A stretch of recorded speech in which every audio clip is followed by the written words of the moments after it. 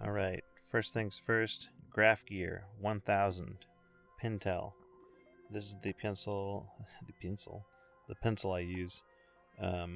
It's got 2H lead, so it's actually a pretty hard lead. It's a pen that I got, or it's a pencil that I got back in, I had a version of it back in college, and that one actually wore out. I had to get a new one, but they're very well made, and they're pretty serious. They're about like $11 a pop, so pretty expensive. Micron, we use this briefly. It's the Micron 005.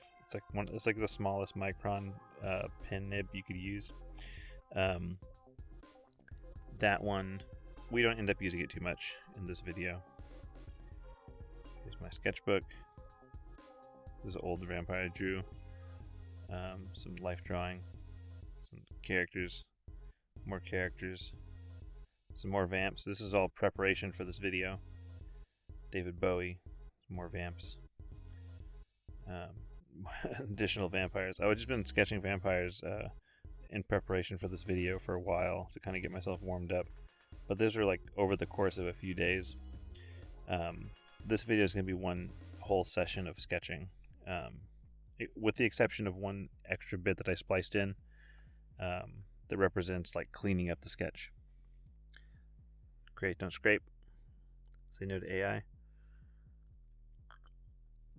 I've got my phone open here with the reference board, so I'm going to try and call out the references I'm looking at, and then as you watch this video they'll just pop up.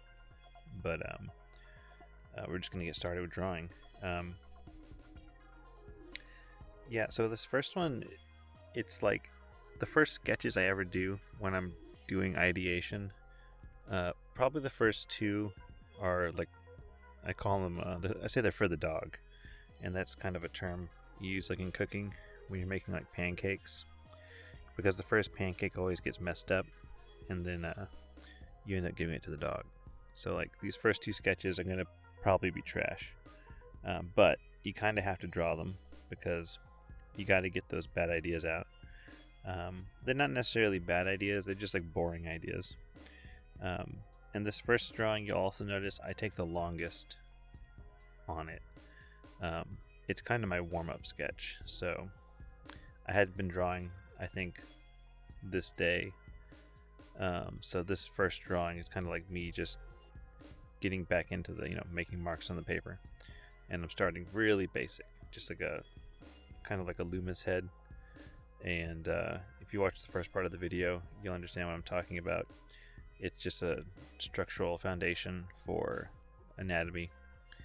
I won't go too much into like the fundamentals here because this is more about my design process. But like we can kind of just talk generally here because this head's very boring, and there's not much to talk about because it's just a dude with teeth. Spoiler alert. But yeah, so the minimal erasing. I don't actually have my big eraser with me, so like that tiny little eraser is all I use. So it kind of represents, that I'm not going to be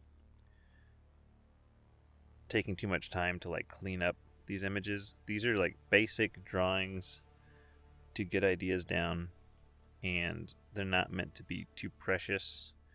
They're not meant to be spectacular images that I show people. This is the first pass, so all of these drawings are for me. If I was working with a client, all of these images would never be shown to the client. They would be strictly my own images for me to look at and review, and then I'd pick my favorite, like 3 or 5 maybe, 3 to 5. I pick my favorite top images, and then I would redraw those cleaner, present those cleaner drawings to the client, and then from there we'd move forward with whatever process we need, whether that's painting or sculpting, or well, it's really the two, painting and sculpting. Yeah, so I'm kind of doing Espen Lash's um, head construction right here. Those like lines that go from like the cheekbone to the chin and they go back towards the ear. Those are kind of part of his system of head drawing. It's very similar to the Loomis head, but it's just a little different. It's broken down fairly easily. You could take his class. It's about $300, but it's a pretty good class. He does like live critique sessions with you, and you get to be part of the Discord forum. I'm in that Discord if you do join. Yeah, it's a nice little technique, and it gives you a good structure to build from. As I said before in the beginning, I'm Mike086 on most art forums. So you'll find me on like Espen Lash's Discord. On Discord, I'm Mike086. So if you find my Discord, it's that. I'm on Instagram, Mike086, and then I'm on like Crimson Daggers still. I haven't posted there as much. I did post it just recently, but that's one of the first forums I got started on. So it kind of holds a dear place in my heart. But if you're looking for me, it's Mike086 or my full name, Miguel Coronado the third. Where I use the Roman numeral. I guess a little bit about me. This whole design section, this is a long form video. It's really meant to just give you something to listen to while you're working, and I'll get into the details of design. So if you want to skip around this video and just see the next head, you can skip ahead to the next head, and then I'll explain, my thought process going into that one.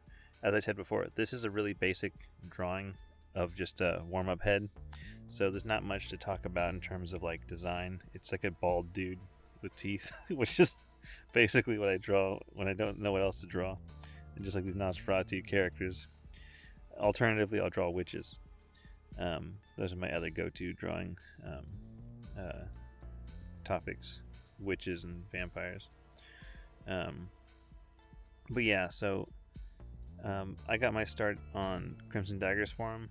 A buddy of mine, Alex Yacarino, introduced me to that forum years ago when I was working at my old job as a production designer at a haunted attraction back in Austin, Texas.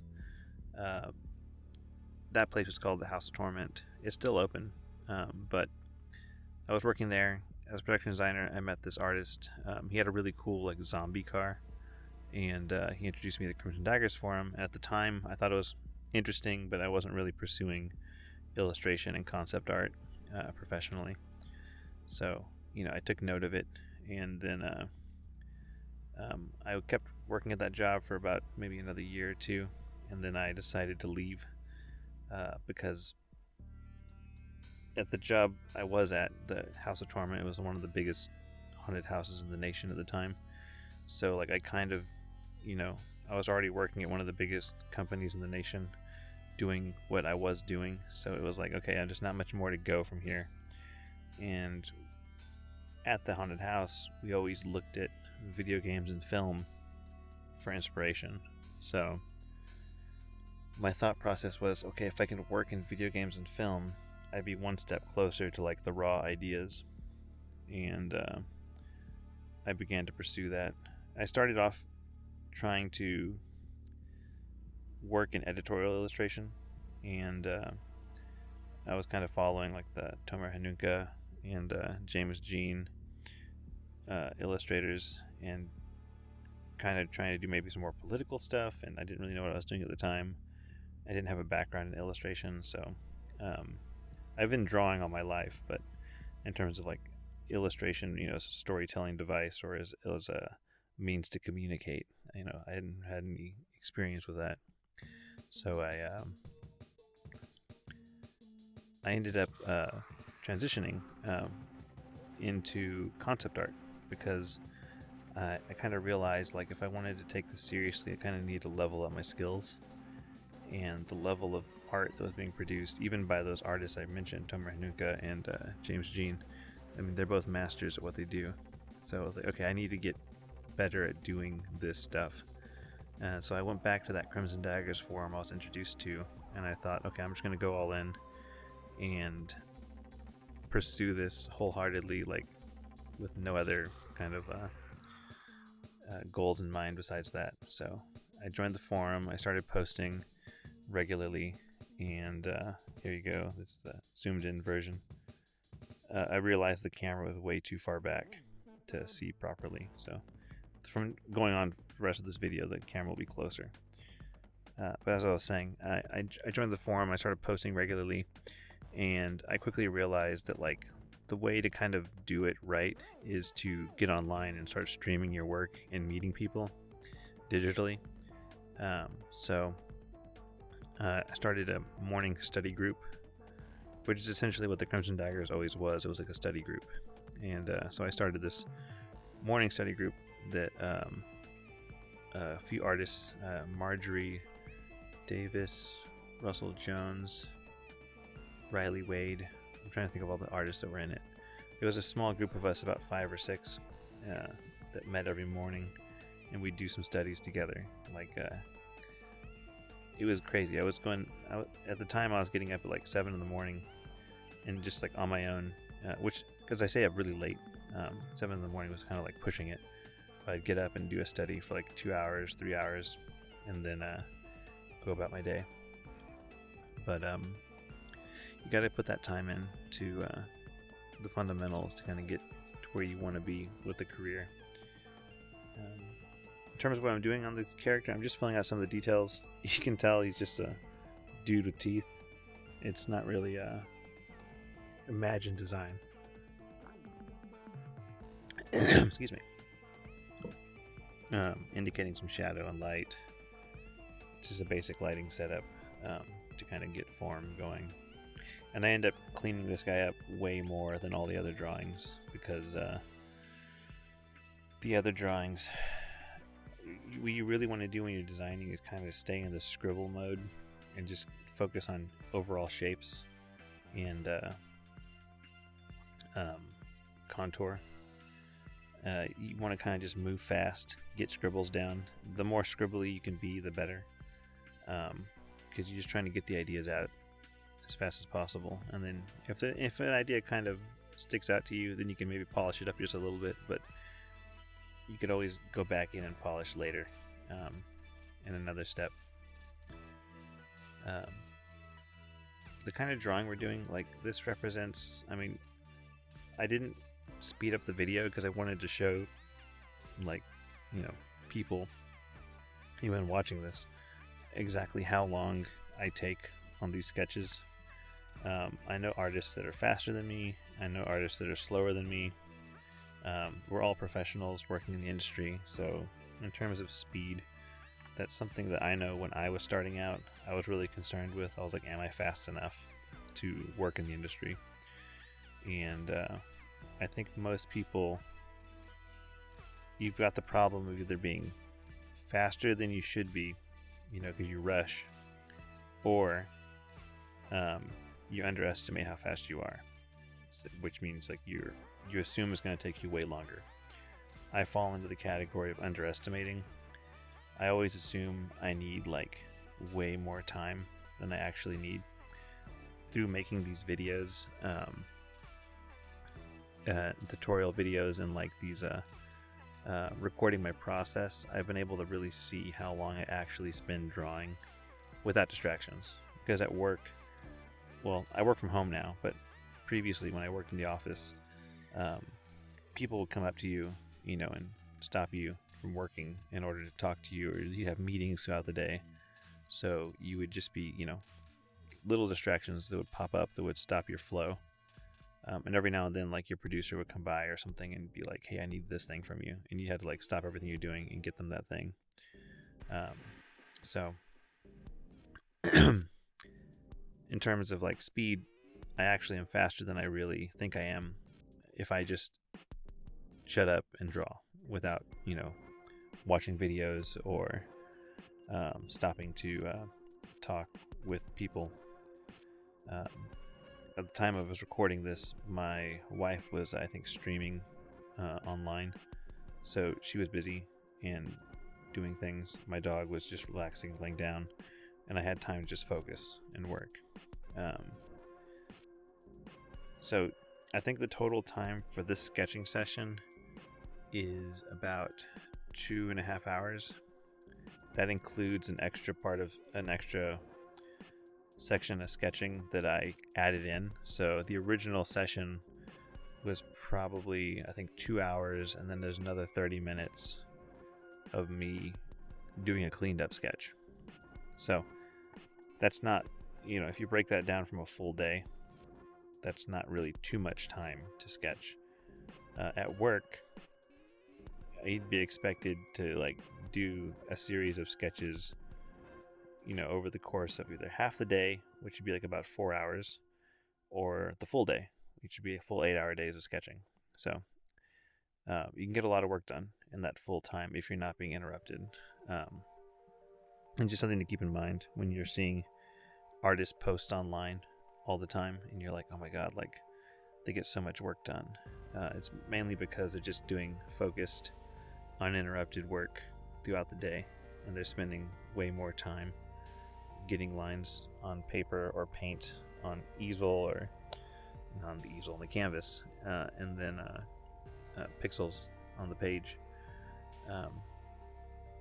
So yeah, that's something to consider, that you're probably faster than you are, or you're rushing. And if you're rushing, I mean, the best way to tell that you're rushing is that you're jumping into the details too early. And like, if you're watching my video now, look, you can see how long it's taken me to start cleaning this face up and adding in some of the little details of the eyes and the wrinkles. If you're already done with your head, if you're following along with this video and you're done with your first vampire head and you like put all the details in and like cleaned it up, I feel like maybe you're rushing too much, because you're not focusing on getting the forms locked in, and you're not focusing on getting the lighting locked in to the best of your ability. It's taking me about this long. I've been drawing like all my life, and I've been working professionally for like 9 years. You kind of consider that, like, okay, like maybe I'm rushing too much. If it's taking this guy this long, I'm going too fast. But as you'll see soon, I'm going to speed up quite a bit because I want to get ideas out, and I don't want to just sit there and draw pretty pictures. That's for later. So yeah, I highly recommend joining a forum or a Discord to share your art if you're just beginning. The more you can show off your art to people, the more you can get feedback from people, the better you are going to be at improving. There's many ways to begin your art journey. You can start with books. You can start with tutorial videos like this. You can just copy. When I started drawing as a kid, I just copied stuff from comic books and cartoons. I would pause Dragon Ball Z episodes and just draw like Goku and Vegeta from the cartoon, and I would just like find the perfect frame, pause it, and that's kind of how I would practice drawing when I was a kid. There was no YouTube, or there was no internet when I was drawing. The internet showed up, later. I'm a millennial, so the internet came at I guess when I was in middle school, we got the internet. But yeah, there's all kinds of ways to learn. But the more you show your work, the better you'll be, because you won't know if you're good enough until you start showing your work to other people. And when I mean other people, I mean other serious practicing artists. You want to show your work to people who are better than you. So you got to find people that are like just killing it, and you got to show them your work. And you can ask them first. You'd be like, hey, would you mind looking at my work? I'd love to get feedback. And just be polite. I think the biggest part about being in the industry is that you need to be serious, and then you need to be polite and humble. Those are the two big things, at least with other artists. You can, I know plenty of artists that have like online personas that they kind of like use to market themselves to the general public. I think like Steven Zapata has this crazy online persona on TikTok that's like he's the best artist in the world and no one's as good as him. It's really hilarious if you know that it's kind of tongue-in-cheek, but there's a bunch of people that just like love to like kind of roast back in the comments, but he gets lots of engagement, and it's working for him. But he's actually like a really nice guy, and like I've never met him, but I've seen his like he runs like educational courses and stuff, so he can actually be that kind of person. I recommend doing life drawing if you're starting out. Drawing from pictures is great, but seeing a person and trying to translate the 3D from in-world experience to paper or digital is a skill in itself. You got to learn how to pick your pose, pick your framing, doing that, composing it on the paper nicely. Here's the final image. Doing that on the paper nicely is a way to get comfortable understanding how volumes work in space. So life drawing, very important. I didn't really start life drawing like properly until college, when we took like college level drawing courses, and we had like nude models coming in. I drew people growing up, like in high school I would draw my classmates for fun, or like they would ask me like, can you draw me, and I would draw them. But it wasn't until high school it wasn't until college that I went and did actual life drawing courses, like in a studio space setting with like a big pad of paper. But yeah, so here he is, first guy. He's a good warm-up. Absolutely nothing in terms of like an innovative design. He's just a guy with teeth. And I even cleaned up the outer contour, which is really nice of me. It's just way too much cleanup on what needs to be a quick and dirty sketch.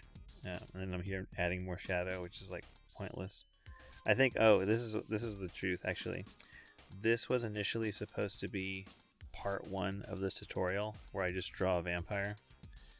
And I just thought he was so boring that I wasn't going to use him. So I left him in here because he was part of my drawing session for these other heads I'm doing. And he basically became a warm-up head for me. And the other reason I recorded the other video is because he was so zoomed out at the beginning, you kind of missed most of the details of what I was doing, which that first video is really supposed to show off the construction of the head a little more. So there's a reason I'm polishing him up, and the reason I didn't really focus on making a crazy design. It was kind of like a joke. This whole premise, like how to draw a vampire, was kind of like this inside joke of mine where like I was going to go through the design process and show off how to work in the industry, or at least how I do work in the industry. But I wanted to just base it around this premise of drawing a vampire, and I would start it off with the very basic, the most basic part of that, which would be like just drawing a dude with teeth.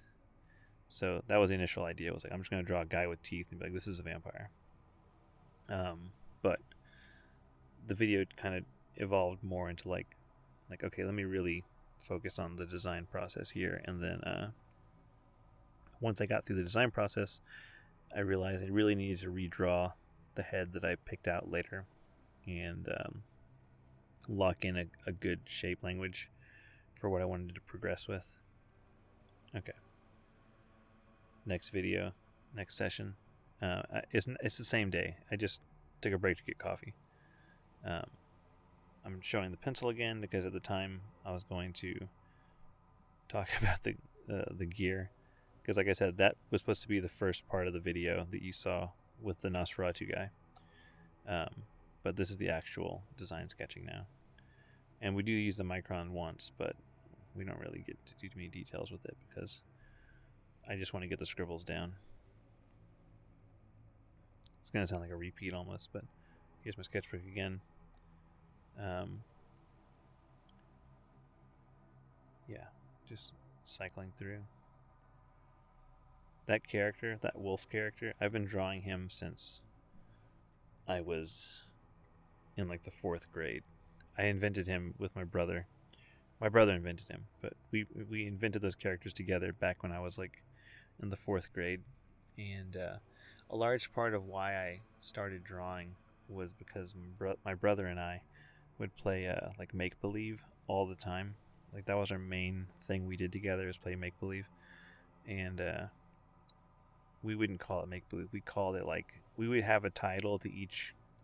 We call them shows, and like we would like create these stories, and we'd have like these sequential stories we played, and we call them episodes. So we'd say, "Do you want to play an episode of Red Hawk?" And Red Hawk was the name of that wolf character. So we'd be like, "Do you want to play an episode of Red Hawk?" And we'd be like, "Yeah, let's play an episode of Red Hawk." And like, where we last left off, and we do this whole description of like, where we last left off, the heroes are doing this and yada yada yada, and then we're picking it up here, and then like we didn't say picking it up here, but we just jump into the imagination play, and we would do that like every single day, all the time, like after school, and in the summertime, like all throughout the day. We'd play like for hours throughout the day during the summertime. We had different games too, like Red Hawk, which is one of the stories we told, and we had like a vampire story, and we had a story with like the Ninja Turtles and stuff. We had like our own story we told, and like Z-Bots. Those are these old toys from Micro Machines. They stopped making back in the 90s. I still have them. I'm literally standing in front of my Z-Bots right now. But I kept them all because I love the designs of them. This head I'm drawing starts off kind of cool. I had this really cool idea for what it was going to be, like the screaming vampire guy. And then, like I said, the first one's for the dog. So if the first head was the warm-up head, this one's for the dog. Like this one's literally like, it had some good ideas initially as I was locking in the sketch, and then I go in with a pen, and I don't know, everything I thought I saw in the head, it was just like erased with that pen. So this one became the dog's drawing. It's the first pancake. So we could talk a little bit about what's going on. And my thought process is that it's kind of like a bat-like creature, and maybe he's got like tears, like his mouth has been torn open, and like the teeth, almost like the teeth tore through his own lips.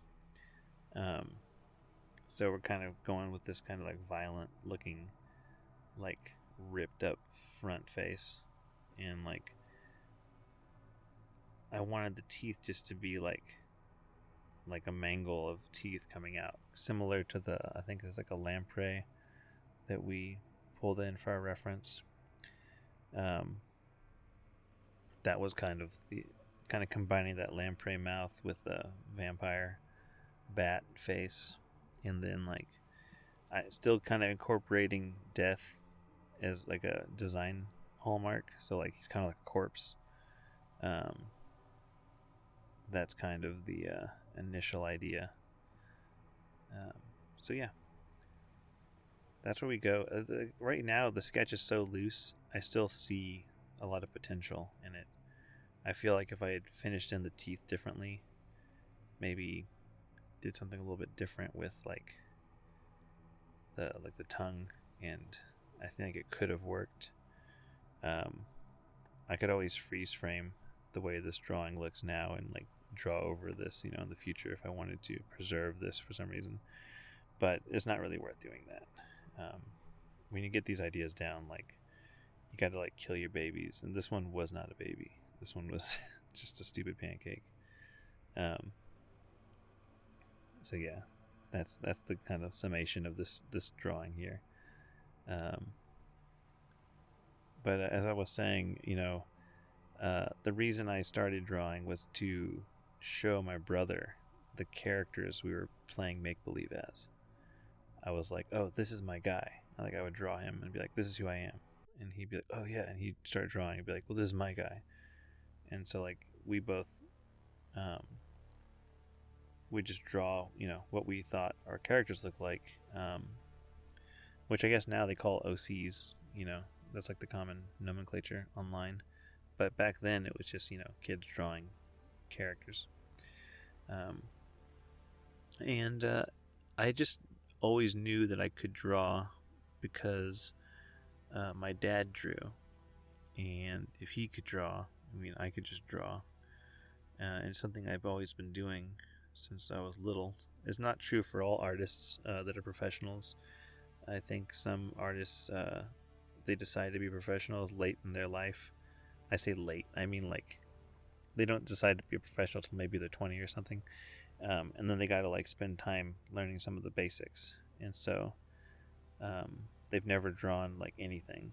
And I think Anthony Jones was like that. Like when he decided to become a professional artist, he like wasn't a guy that drew, so he had to teach himself everything over the course of a few years. For me, I always drew, but I didn't like take it 100% seriously until after my job at the haunted house. So that's kind of where I'm at.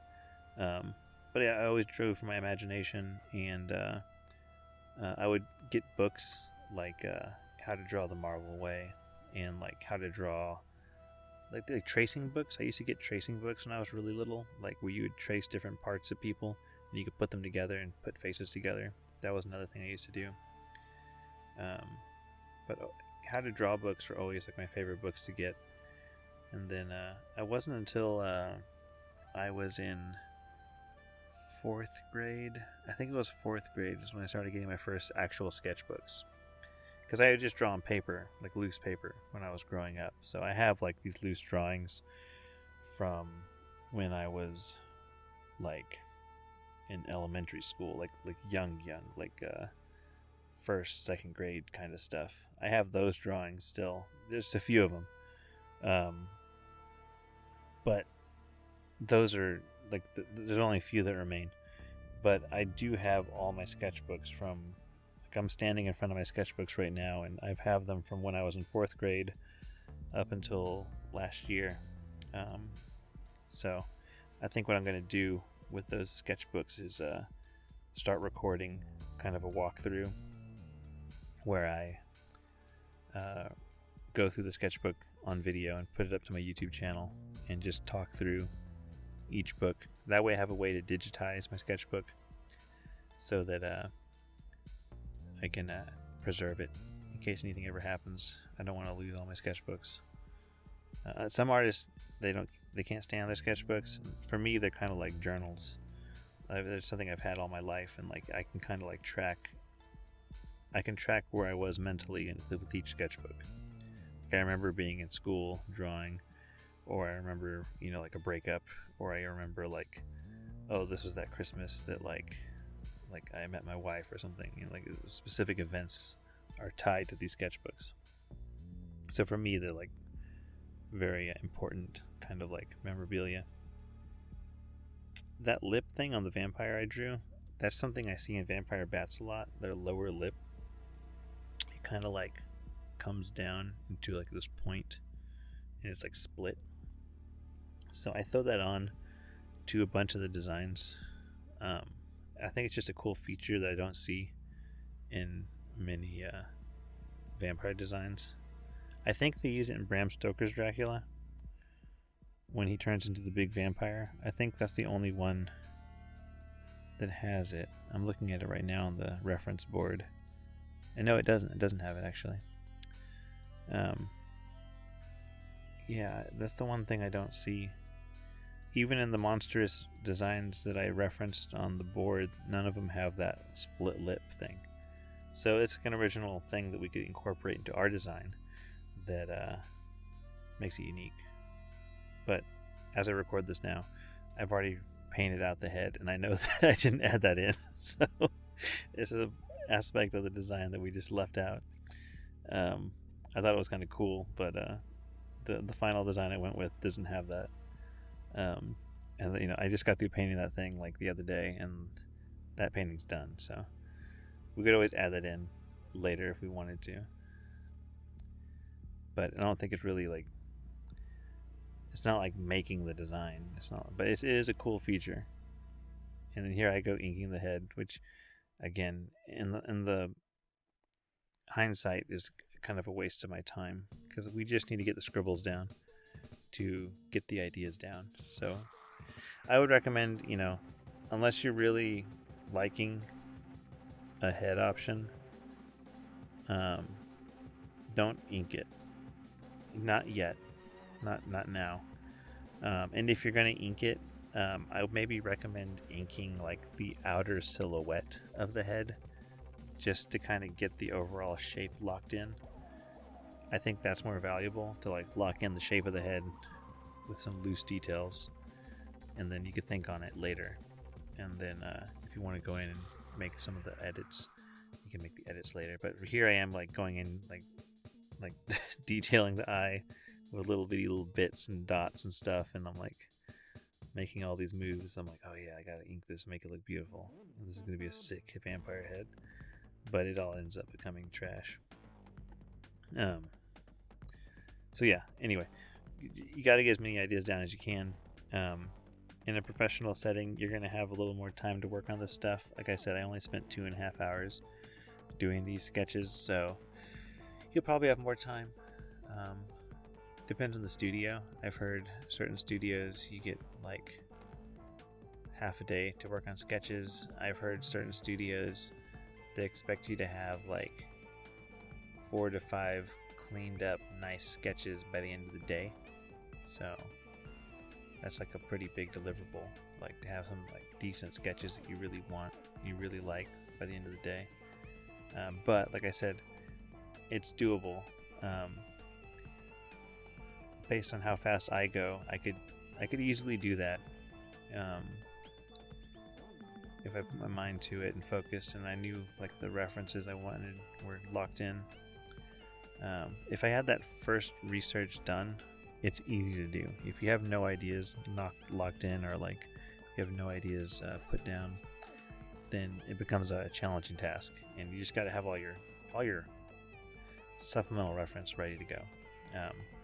And for me, my ref board is kind of like, what you can't see is my computer is right in front of me, and I have my reference board just pulled up, and I'm just looking at the reference board every now and then, taking little ideas from the reference board, either directly, like I'll go, oh, I really like that shape, and I'll copy the shape, or I'm just trying to like loosely do a drawing that is like semi-inspired by something on the reference board.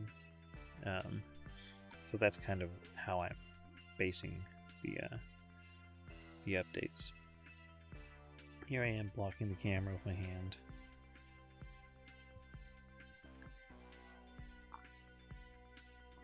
These videos are going to be long. I know that this video is 2.5 hours. The painted vampire head that we do is about 4.5 hours. So we'll just go through, and I want to keep the videos at normal speed. I want to keep them as kind of like ear fodder for you to like listen to while you're drawing. If you're like me, I like long tutorial videos that have lots of talking, that allow me to learn about the artist, kind of like a podcast or something. So that's kind of what I'm doing. I'm trying to make these tutorial videos that are like informed, filled with information about the industry and like technique, but then also just information about me as an artist, which I can't do that for all the videos, just because I'm not going to have much more to talk about after. By the time I'm done with these vampire videos, I'll be like done talking about myself, because there's nothing more to talk about. Yeah. Like I said, all these drawings, they're the doodles that I would never show my client. It's just like the early exploration that I do for myself.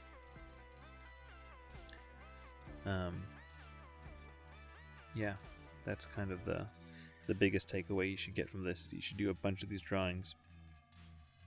Don't worry about showing them to anyone. So if you mess up, or if you just have bad ideas, it's okay, because you need to get the bad ideas down onto paper. You kind of get them out of your head.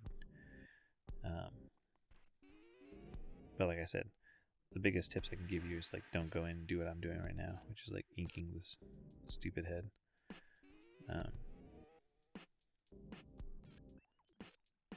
I think at this point I'm kind of thinking like I'm losing it. Like I've lost the essence I had, and I'm just trying to salvage it, but it's no use. It's no use salvaging it. One of the reasons I make the eyes like that is because I'm a huge fan of Junji Ito. He's like one of my favorite artists, and manga artists. Well, artists in general, but like I love his horror stories, and his style is so great. There's that thin black and white line style. I've been reading Junji Ito comics since I was in high school. I found Uzumaki back at Barnes and Noble. I think it was like my sophomore year of high school I found it, and it was like such a violent book. It was such a violent book that it just surprised me to just see it there at Barnes and Noble.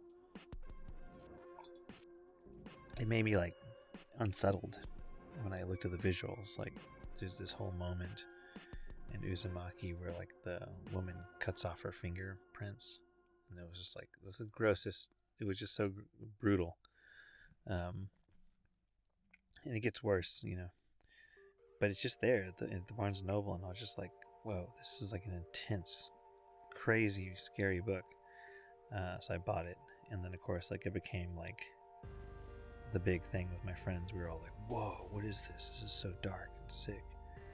And we shared the book. We like passed it around. Like I ended up losing that copy because I let a friend borrow it, and he never gave it back. But I ended up buying the collected version later on in life, which I have still. Doing some hair. I have a tendency to draw like bald Nosferatu vampire guys, but throwing some hair on just to give it some more texture. But okay, so here, why doesn't it work for me? It's just not that interesting in the end. I just don't think we're not doing anything interesting with the face, and it's not. It's looking a little too bestial, like it's looking too much like a monster, and less like a guy. I think one of my goals for I know this. One of my goals for these vampires was to make them look like something you'd see in like an 80s film, like an 80s vampire flick, kind of like Fright Night. Fright Night was like a big inspiration for this whole project. So that's kind of my backbone idea that I'm building off of, and this guy doesn't give me that. Now here we go. This is the tragedy of recording these videos. My two favorite sketches were not recorded because I hit record twice. So I'm going to talk a little bit about each of these. This woman, there's this woman in my reference board. I kind of matched her hair. That gave me inspiration. And this guy, I matched this burn victim. That was the inspiration. It was from this burn victim dude. So like it was right after drawing this guy, the trash dude, I drew two of my favorite drawings of the whole day.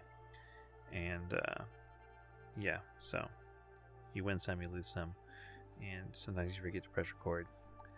But we're going to keep drawing. I'm going to keep going and get some more ideas out, because even though you draw something you like, you got to explore every option. I end up coming back to that third head. The guy that looks like kind of like the burn victim. I kind of go into that head and I end up redrawing it, and that becomes the final head. But the next one, we're trying to just capture that magic, see if we can't keep moving forward with some new ideas here.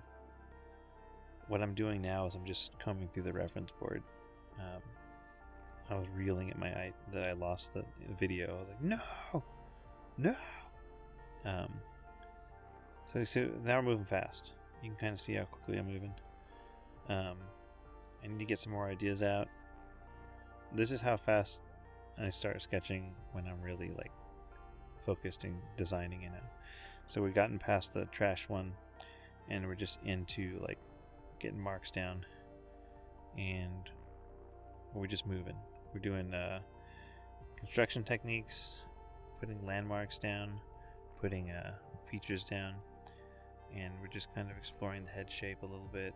I think for this one, he ends up looking more like a bat creature. I think he ends up looking too bat creature-y for me. That's like the whole line I'm trying to not cross. I don't want it to look just like that. We pulled it reference from that movie Daybreakers. I don't want it to be like Daybreakers, where it's just like this bat creature man, because that's more of like a wild looking dude versus like the Fright Night, which I kind of wanted to look like it could still be prosthetic makeup. I guess that's the big thing. And coming from a background, like I said, I worked at the haunted house as a production designer. Part of my job was doing special effects makeup, and I'm aware of what you can do with special effects makeup, what the limitations are, and this head to me ends up just being too bestial, and I want it to look more like it's like a person with a distorted face. So it also looks a little ape-like, like it looks kind of like a chimpanzee at this point. Just looks a little too. The teeth were looking too shark-like. We're gonna go in and just scribble in some details, make the lip kind of more upturned.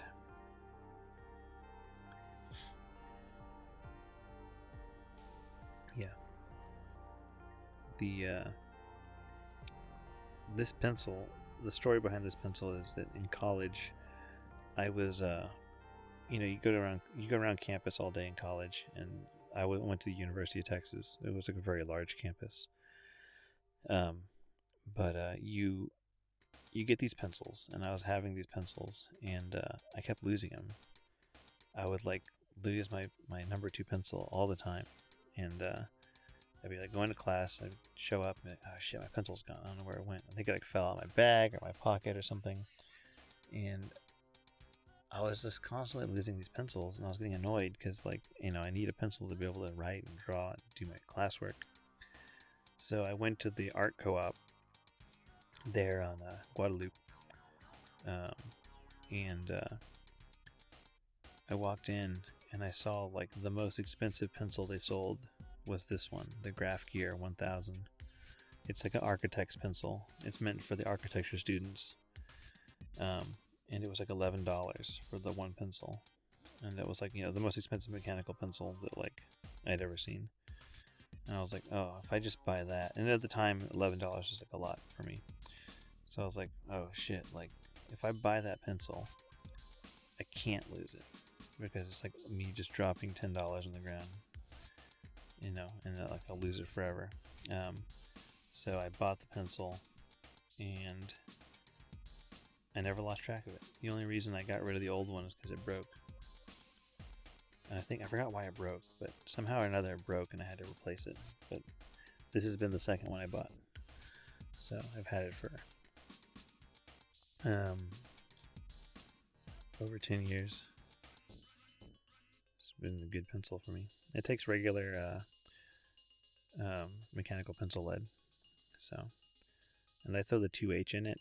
That's probably the reason my pencil lines aren't showing up, because I forgot that I'm drawing with 2H lead. The eye was off just now. I kind of lost the structure of the eye, so I'm redrawing it. But this pencil is good for like these doodles and these like quick sketches. But this pencil, because it's got 2H lead, it's not good for like a finished pencil drawing. Like if I was doing a pencil illustration on a drawing board to show off to people, this pencil does not do a good job, because the lead's too hard and you can't get dark enough. You need to have those variety of leads to be able to work up a drawing nicely, for like that kind of presentation. That's why if you've never used the pencil sets before, those pencil sets come with like a series of leads from, I think it's like 2H to 2B. Maybe there's a 3B. It goes pretty far. Normally it's like 2H to 2B. And the idea is that the H lead is the hardest lead, so it makes the lightest lines. And the B lead is the softest lead, it makes the darkest lines. So you want to use the whole range of lead pencils when you're doing a final drawing for like art. Like if it was like an artistic pursuit of like just a beautiful pencil drawing, you want to use the range of leads from like lightest to darkest. And that way your drawing has a bunch of depth and dark tones and a good value contrast. But with the 2H, I can only get, like, the darkest I can get is still not even as dark as a regular number 2 pencil, because number 2 pencil is HB pencil, and that's like kind of the in-between lead softness. So I can't even get as dark as a number 2 pencil. So this is just good for like drawing foundational sketches and exploratory sketches.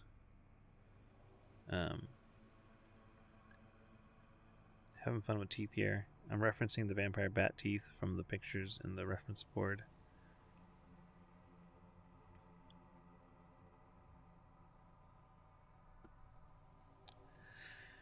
Just a screaming vampire guy. It's just kind of this is very much a comfort drawing image. This one, just like, this is the kind of thing I'll just sketch out for fun. But he kind of reminds me of the vampires from Blood, the Last Vampire. Those like vampire monsters. They're not vampires in that anime. It's like Blood, she is a vampire.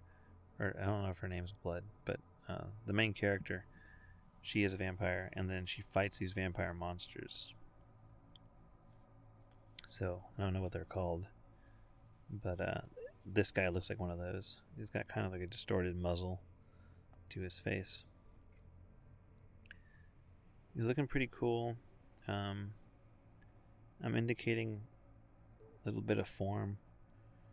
Then I decided to give him like the bat eyes, which bat eyes are just like big rodent eyes, you know, so they're all black. It's almost like shark eyes. Those eyes are kind of cool. One thing they lack is like, you kind of lack the directionality of like a lighter colored eye that has like a distinct pupil and iris. So the eyes kind of look like, they look a little more alien to me. And they can, if drawn the right way or drawn the wrong way, in this case, they can end up looking cute, where they're like big round eyes. Because like dogs have eyes like that, where they're just like the iris and the pupil take up the entire like sclera region of the eye. You know, you don't really see the white of dogs' eyes unless they're like turning their eye to an extreme angle.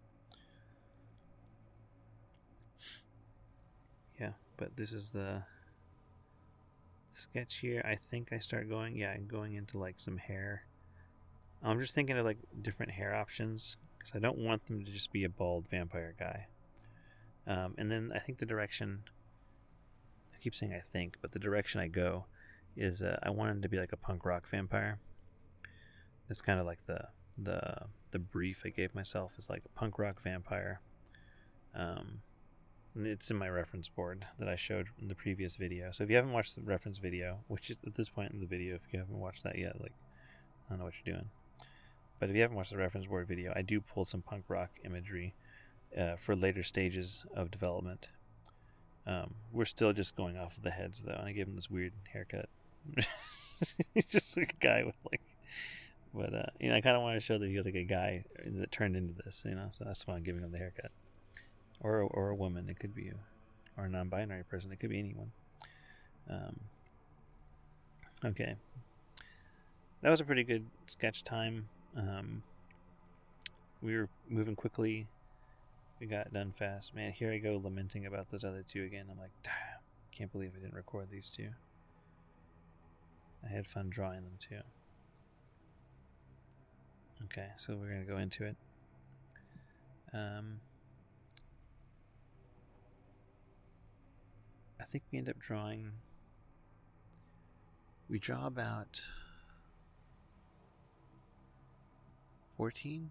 No, is it 14? Let me count them out. It's 1, 2,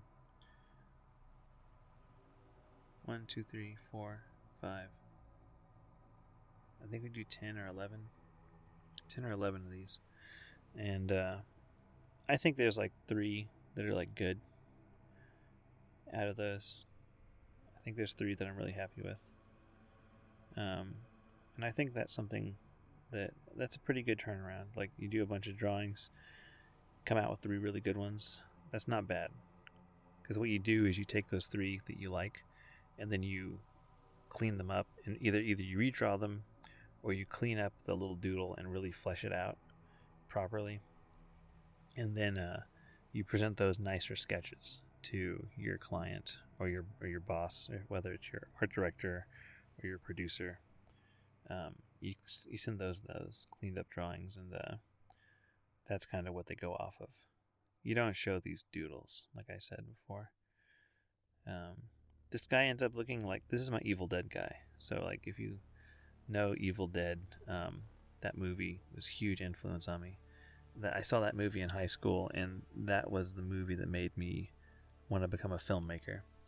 And initially I wanted to become a director. But I ended up doing special effects makeup before that. So this is my Deadite vampire. He's got the scar on his face from that one reference image of the dude with the scar and the sunglasses. I kind of take that idea, throw that in there. I'm giving him like this long head. It kind of reminds me of the Deadite from Evil Dead 2. I think it's Evil Dead 2. He's got this like screamy, crazy looking... They all have a crazy looking face, but that's kind of where I'm pulling inspiration from. That's not on my reference board at all, but I just know Evil Dead so well that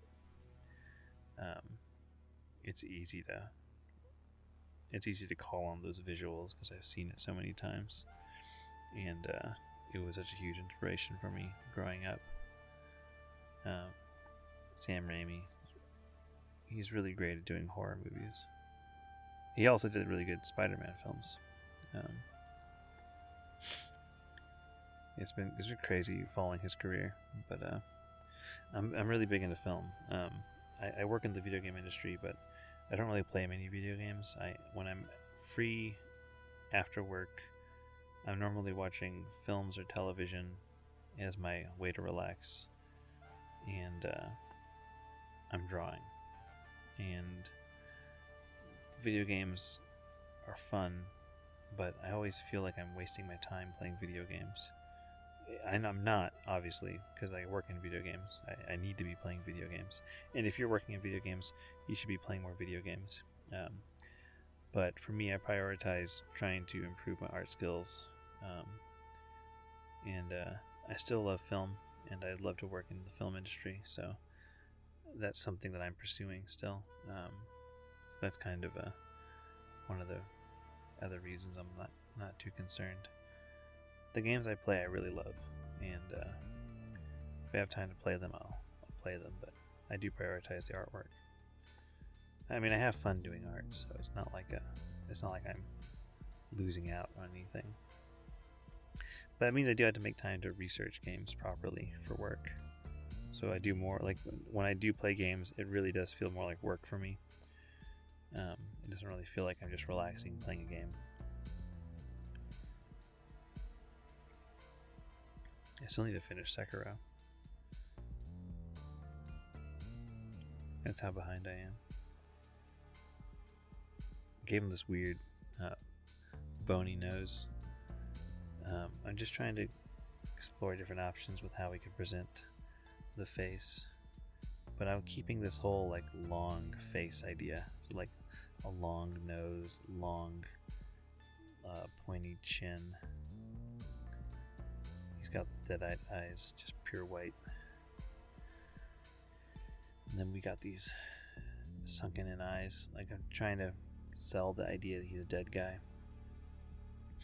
I did see the Nosferatu film finally. I think at the time of recording the other video, I hadn't seen, or when I did the drawing, I hadn't seen it, but I have seen it now, and his basic design is taken from, like, you know, corpse. That in like a Slavic warrior, I believe. Slavic? I don't even know if it's Slavic. Eastern European warrior. But giving him more of a skull-like jaw, where he's got those holes in the face. That's really just to kind of sell. Oops. That's really just to sell the the deadness of him. This one's okay. This one, like, it turns out okay, but I just don't go with it. Like, it's just not the best option. It's not the one that stood out to me the most, with, like, but it hits the notes I was going for. It kind of reminds you of, like, 80s film. It looks like practical makeup could be used to achieve this. Those are two of the hallmarks of what I was going for. One thing also, when I'm drawing the teeth, I'm kind of just implying the teeth loosely. I'm not like counting out exactly how many teeth are supposed to be in the human head. Not at this stage. It's just not relevant to, like, what I'm trying to communicate. If I was told to, like, design teeth specifically, then I would, like, get into, like, okay, let me, like, look at how many teeth there are in the human head, and, like, the shapes of all the teeth that look properly, make sure they match up nicely, and figure out how I want to change them. But since this is just like an overall, like, what's the vibe of this guy, I'm kind of just keeping it loose.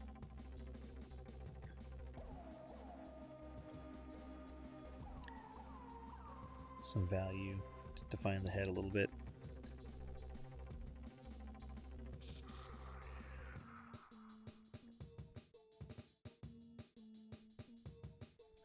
As I mentioned before, Crimson Daggers. So that forum is still around. I'm still on it, and if you are looking for a place to, if you're looking for a place to post art and get feedback, I think Discord's actually the new form of the modern day era. So I think Discord, finding a good Discord group is more important than, like, a standard message board, but they're still good. I just feel like the Discords are more active. So, but I'm on the board still. I'm on Crimson Daggers. I'm still posting my sketchbook there. I just started again this year. I've been kind of off of it because I was busy with work. And then the Discords I'm on Dave Raposa's Discord, who started Crimson Daggers. And then I'm on Dan Warren's Discord, who also was in Crimson Daggers. And then Russell Jones' Discord, who came up with me when we were in Crimson Daggers. And then I'm also, like, on Forrest Emails. Ummel. It's Forrest Ummel. I asked him how to pronounce that, actually. It's Forrest Ummel. I'm on his Discord, and then Sam Peterson's Discord. I see, you can probably hear my dog in the background barking.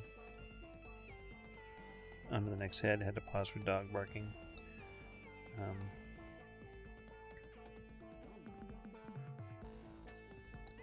This head, let's see. So this one is a failure. Not a failure. It's just not one I like. We're going to go into it and just try and get stuff in as fast as I can. But I think, judging by the way the drawing is going, I don't even remember drawing this head. He looks too bulky. Already, he looks too, like, muscular. Like, just the way. Oh, I know this head, I think. This is this big dude.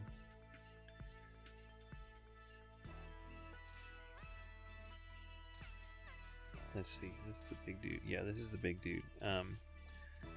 So what happened was I was doing my sketches. I stopped to get tea, and I came back, and then I started drawing this really basic dude. Well, there was a dude in my reference that I liked, so I'm trying to match his look, and I pretty much copy him verbatim. So this kind of ends up becoming more of like a secondary warm-up, because I stopped to get tea and it came back. So it kind of functions as more of a warm-up. But yeah, there's nothing special with this design. I was just kind of exploring the look of him as a possible solution to my problem, but he doesn't really hit any of the hallmarks of what I was looking for. I want that like 80s horror vampire that like in Lost Boys when they transform and like their brows look all nasty. Except I want something a little more horrific, like Fright Night. Fright Night's my big inspiration, so that's kind of where I go with it. So part of me, in hindsight, I'm like, why did I draw this guy? It really was just because it was kind of like a warm-up. Again, like kind of getting my hand refreshed because I stopped to make tea. So I came back in and I was like, let me just like sketch this guy real quick. So it's almost just like a quick study, just to practice some of the shapes. And this is kind of the thing I'll do sometimes with with these early sketches. Like I said, these are not meant to be shown to anyone.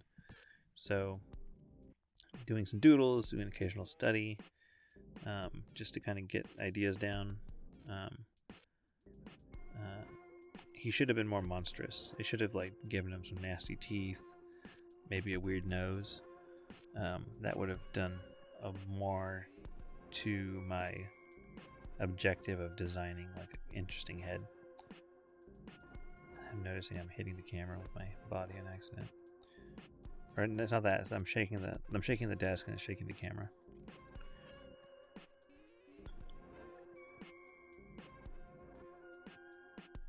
Lost Boys. Lost Boys, let me just go into this for a moment. Lost Boys was a film I grew up watching.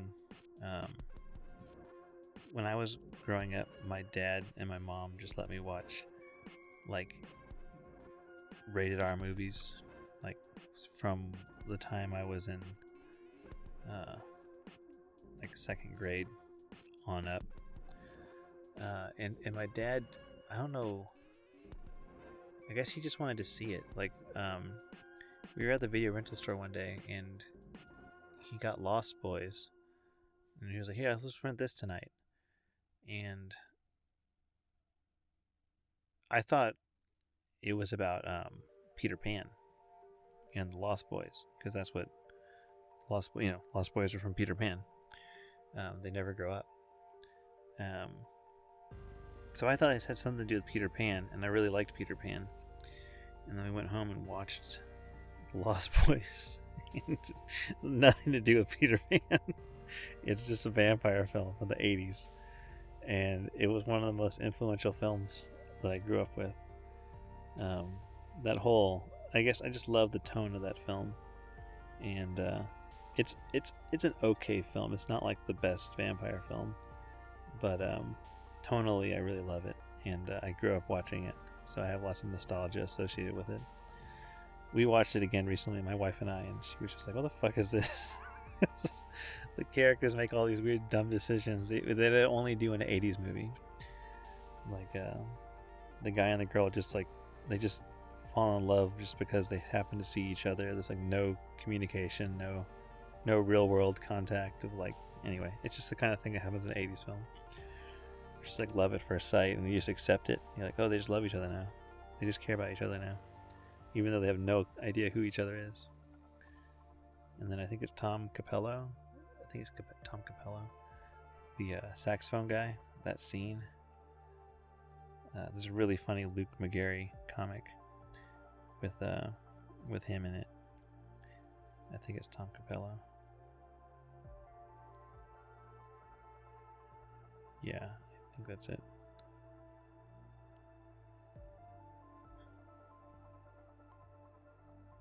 Yeah, from the 80s and 90s, multi-instrumentalist. He's featured in these tracks by Gunship. It's just crazy. But if you don't know what I'm talking about, it's a scene in the film where they're all at the beach watching this like jacked saxophone player who's oiled up and shirtless, and they just focus on him for a while. I guess he was like, someone must have known him, and they're like trying to feature him as a musician in the film. One of those things where, like, you know, someone in the production knew who he was, and they're like, oh, we'll feature him, and like, he's a really cool guy or something. And like, there's just these extended shots that are lingering on him for a while, and it's just interesting. It's just an interesting scene. This guy is just playing sax and pelvic thrusting in the air and stuff. He's a really good saxophone player, but it's just funny. But yeah, it's a famous scene, if you know that film. So yeah, okay. We're just sketching in this dude. It's you call it a study, you know. I feel like I don't even really know why I did this. In hindsight, I don't know why I did this, but it just getting some ideas down. But I end up taking way too long drawing this guy out. I just wanted to practice some of the shapes of that guy. The big bald guy I'm looking at, like, he does make a good vampire, and I'm kind of just practicing what he looks like to see if I can capture some of the nuances of his face. Just the way the cheeks were like folding over on themselves. Not folding over, but kind of rolling over. That's kind of the main focus as to why I went into this drawing with so much detail. And like I said, I had just taken a break, gotten tea, and came back and wanted to do a quick warm-up. But okay, let's get back on subject. Joining a Discord server. I recommend you join a Discord server. Start posting your art as soon as you can. Ask for feedback, and don't be too offended if people give you unsolicited feedback. That's kind of the point of the servers. I just say try and keep everyone's trying to help each other, so just keep that in mind. You might get feedback for something that you don't agree with. That's okay. That happens all the time in work too. I've gotten plenty of feedback in my job that I just didn't think I just didn't agree. You know, I like the drawing, and my producer or my creative director would say like, "Oh, I just don't like that." You know, I just don't feel it. And then it would be like something I really liked, I really thought was going to work. And you just got to kind of reconcile those differences. You either need to compromise, either you find out what they're looking for, try and get on the same page. Typically, communication is the key. You'll just need to figure out, like, okay, like, if this doesn't work, you have something else in your head that has not been communicated to me, so we need to talk about it. So you have a meeting and just discuss, like, okay, what is the thing you're thinking about that I'm not thinking about yet? Okay, so if you're listening to this, this is my second attempt at recording the second half of this audio. The first attempt was botched because I forgot to hit the record button properly. So let's do it again. This next vampire, he looks okay. He's I kind of based in this like skull shape as like my foundation, give him a real corpse-like appearance. He ends up being fine. I feel like he doesn't give off that like main character energy, or like that main villain energy. He looks more like he could be some side villain. That's just my own opinion. I think it's mainly because of the angularity of his face, or the lack thereof. He doesn't seem as dangerous as the vampire that I end up going with. But yeah, so that's kind of where we're at with this one. I wanted to go into some discussions about how I got my job and how I got in place with my career. So I was going to talk about that a little bit now. Basically, I started off doing freelance in 2012. I think that first year I was practicing a lot, and I found my first jobs by posting on BoardGameGeek.com. It's a forum for board game creators, and there's a thread for like artists for hire or seeking artists, and you can make an account there, post up your art, and just basically say you're open for commissions or open for contracts. So my first few jobs that I got were from BoardGameGeek.com, and they were small paying jobs, but they were kind of like my first opportunity to like work with somebody, get artwork done, get paid, and kind of get into the flow of that transaction. It basically started with some character cards for a trading card game that looked like it was about like historical characters.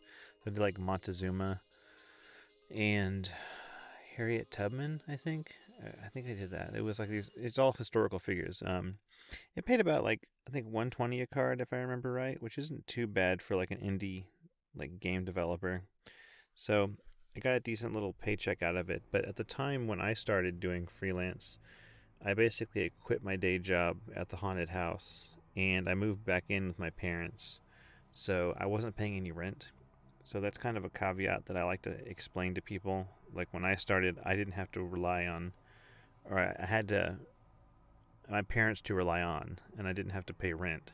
So I had a little bit of an easy way out in terms of like just studying and getting better. Not all artists have that opportunity, but for me at the time, it was available. So I began my career with BoardGameGeek.com, and then what I would do is I'd go to the game store, look through all the RPG books, and then all the weird RPG books that were like at the time. Well, I say weird; they're just the ones that weren't Wizards of the Coast or like Warhammer 40k in Games Workshop. I would just find all these other side RPG books and write down the publisher name and write down the art director name, and then I'd go home and I would just start emailing them my portfolio as many times as I could. Not as many times as I could, but for as many of the people as I could. I recommend if you're going to email an art director or reach out to an art director, you only do it once and then don't respond again or come back with another portfolio until you've made a substantial update to your work. So like if you have like 5 new pieces in your portfolio, that might be a good chance to like show off what you just did. Or if you just finished a big project and you have a bunch of new pieces to show, that's also another opportunity to show off your portfolio. But yeah, here's the vampire dude. He looks pretty cool. He looks kind of like sleazy, but we don't end up going with him. But I feel like he would be a fun guy to paint up. Very little information in terms of like what I'm telling visually, but like all these drawings are just for me, so you know it's not too important. My 2 favorites and the loser guy. Okay, let's keep going with the vampires. First jobs, they were simple card jobs. My first big freelance job was doing an entire chapter of a RPG book, and it was basically like $3,000 to do the entire chapter, but it was like 30 illustrations, so it was quite a lot of work for the amount you're getting paid. But at the time, that was a really good paycheck for me back in Austin, Texas in like 2013, 2012. That kind of money was more than I was making in my old job in a month. So I knew if I could get this job done within a month, I'd be in a good place in terms of like how much money I'm raking in from the gig. So I made myself just knock out 1 full illustration a day, and which meant I had to do like multiple sketches the first few days, and then to get those approved, and then just jump into like finishing as fast as I could. And that's kind of how I managed that first large job. That was what I was doing professionally, and then as a way to kind of connect with people, I found out about a local sketch group that was run by video game concept artists, and it was taking place every Wednesday at a Starbucks there in Austin. And I started going to that. And at first, it was about four of us. I think the numbers had died down, but like I started going, and there was about four regular people showing up.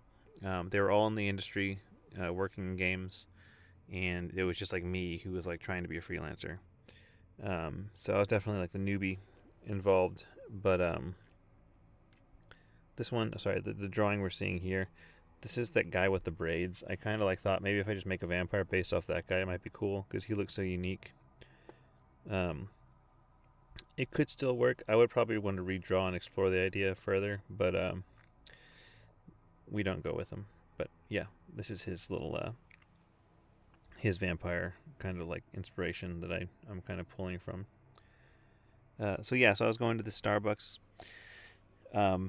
meeting these guys, and I basically kept going to that sketch group for as long as I was in Austin. It took about 2 years of me going to that sketchbook regularly to end up getting a job from the sketch group. And that's not why I intentionally went to the sketch group. I was just going to meet people and make friends. But about 2 years in, a fellow artist, his name is Diego Almanzon. I'll add the name in the website in the video. But Diego pulled me onto a job for a mobile app, and at the time that was the best paid freelance job I ever had. And like I was able to charge like $75 an hour, and the whole job was just finishing established character designs in a like faux 3D style. So I just took these established character designs and painted them up as like realistically as humanly possible to make them look like they were 3D models. And it took me like 4 to 6 hours for one character. So it was basically just like a money making job where it was like I'm just ranking in the hours and making money, and that was the best paid freelance job I ever had. In terms of like the amount of work I was putting in and like the amount of money I was getting. That kind of job was like, that made me see the light that like if I can get more jobs like this, I could do this full time and just be a full time freelance artist. So that was kind of the decision that we were making back in Austin. That like I can keep getting these jobs, and then eventually, like my girlfriend at the time, my now wife, we were moving in together. But before we had the chance to move in, we kind of made the decision that, she's an actress, so we made the decision that we need to move to LA for her to pursue her career. And I knew that if I went to LA, I'd be able to pursue my career and have a bunch of job opportunities out there, because out in LA, there's animation, film, television, and video game jobs. And there was already video game jobs in Austin. There was a film scene in Austin, but everything cast out of LA. So like if you wanted to be like a lead actor in a project, it was normally going to be cast out of LA. So we knew we had to make the jump to LA. So before we were going to move in together, we decided to just hold off, save as much money as possible, and make like a really smart move to get to LA with basically a big safety net for ourselves. So my job became make investments for my LA move, make investments in terms of like tools, make investments in terms of networking, and make investments in terms of like job applications, trying to get a job before we moved out to LA. So I purchased ZBrush. That was my big tool investment. I had known about it, and I had like a bootleg version for a few years, but it really didn't work too well. So I found that getting into ZBrush would help me because lots of film concept art was done in ZBrush, and I had previous experience doing special effects makeup, so I already knew how to sculpt. It was just a matter of learning the tool. So, in terms of learning ZBrush, I recommend Kirk Papstein's Gumroads. He has a concept sculpting Gumroad that's really good, and then Neville Page's Gnomon video He's got a breakdown of like a mermaid or something, that a mer person, or I think it's like an alien, but they look kind of like a fish person.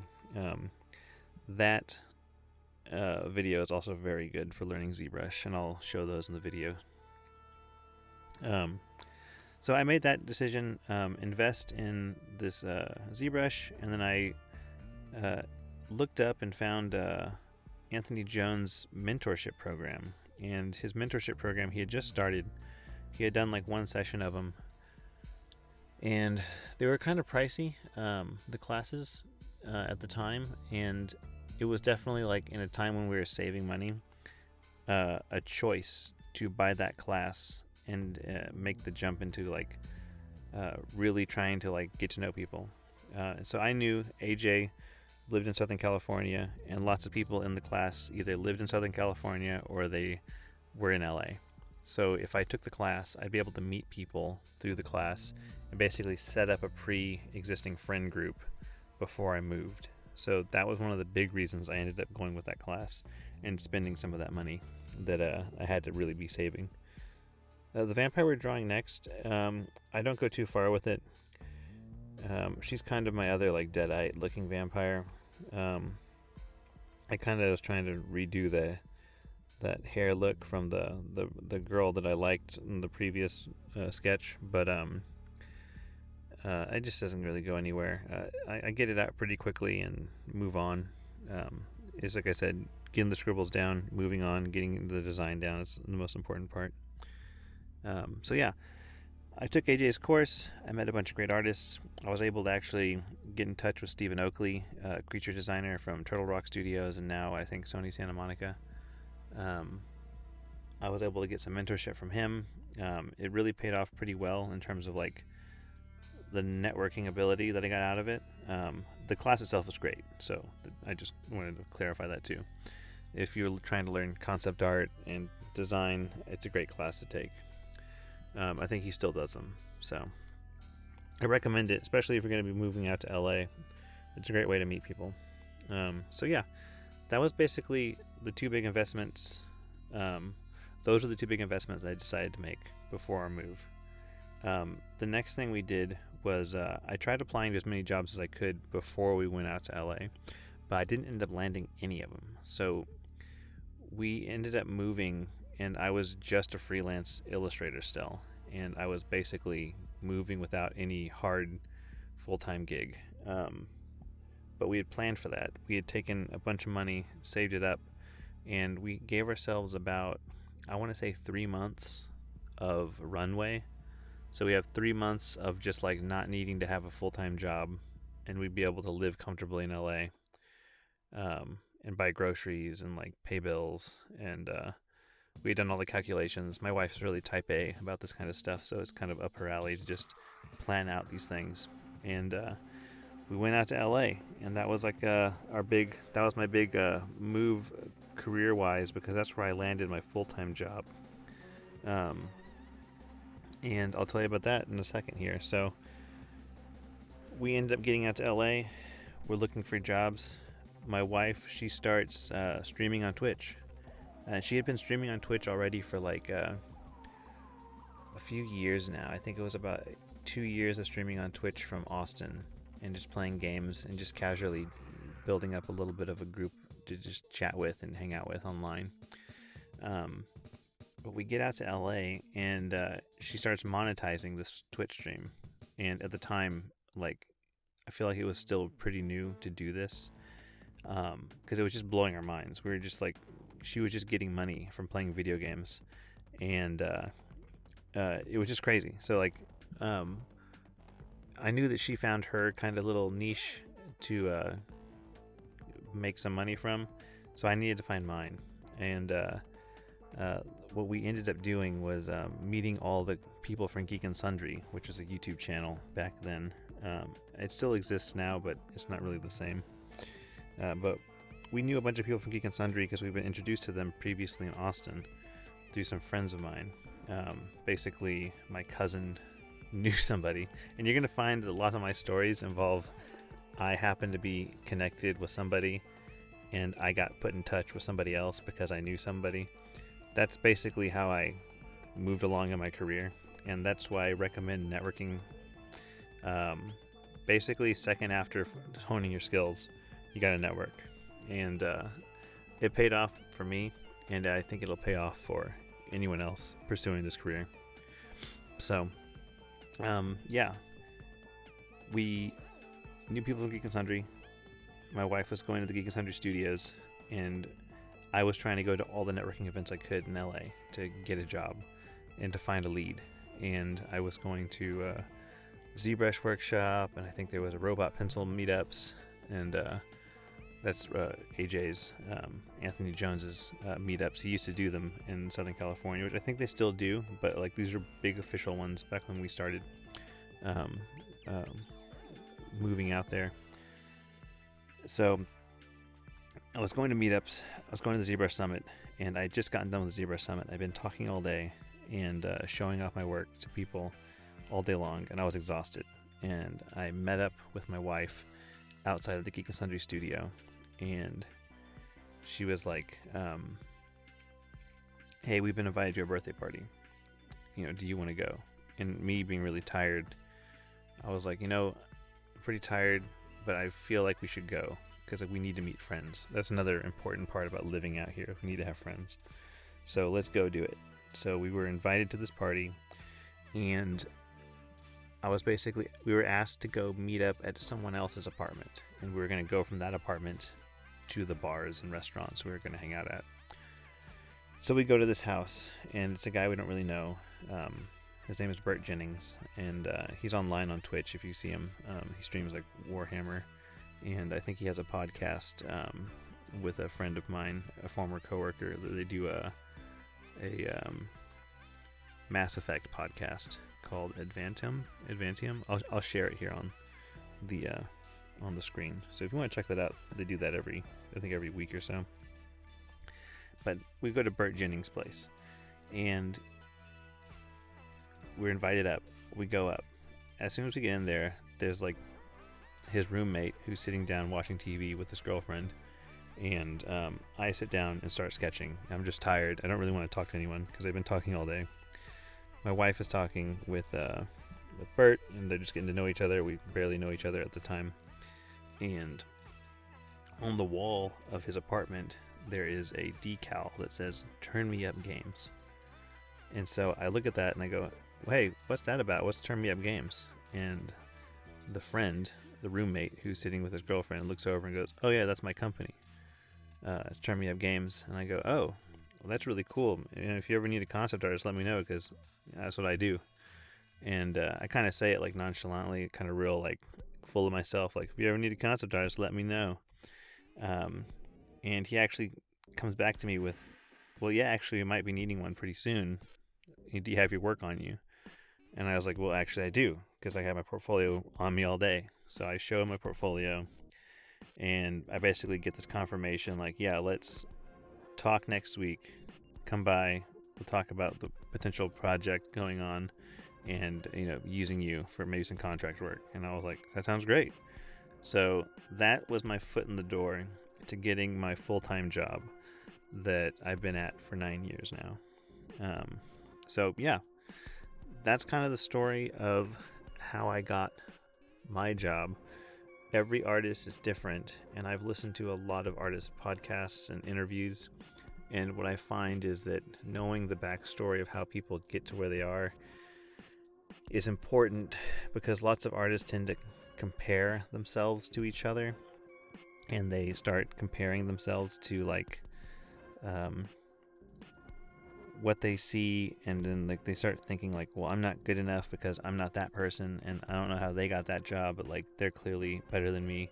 And it's not always the case where there could be someone that has way more skills than you. That's always true. That's always going to be true for everyone, all the time, everywhere.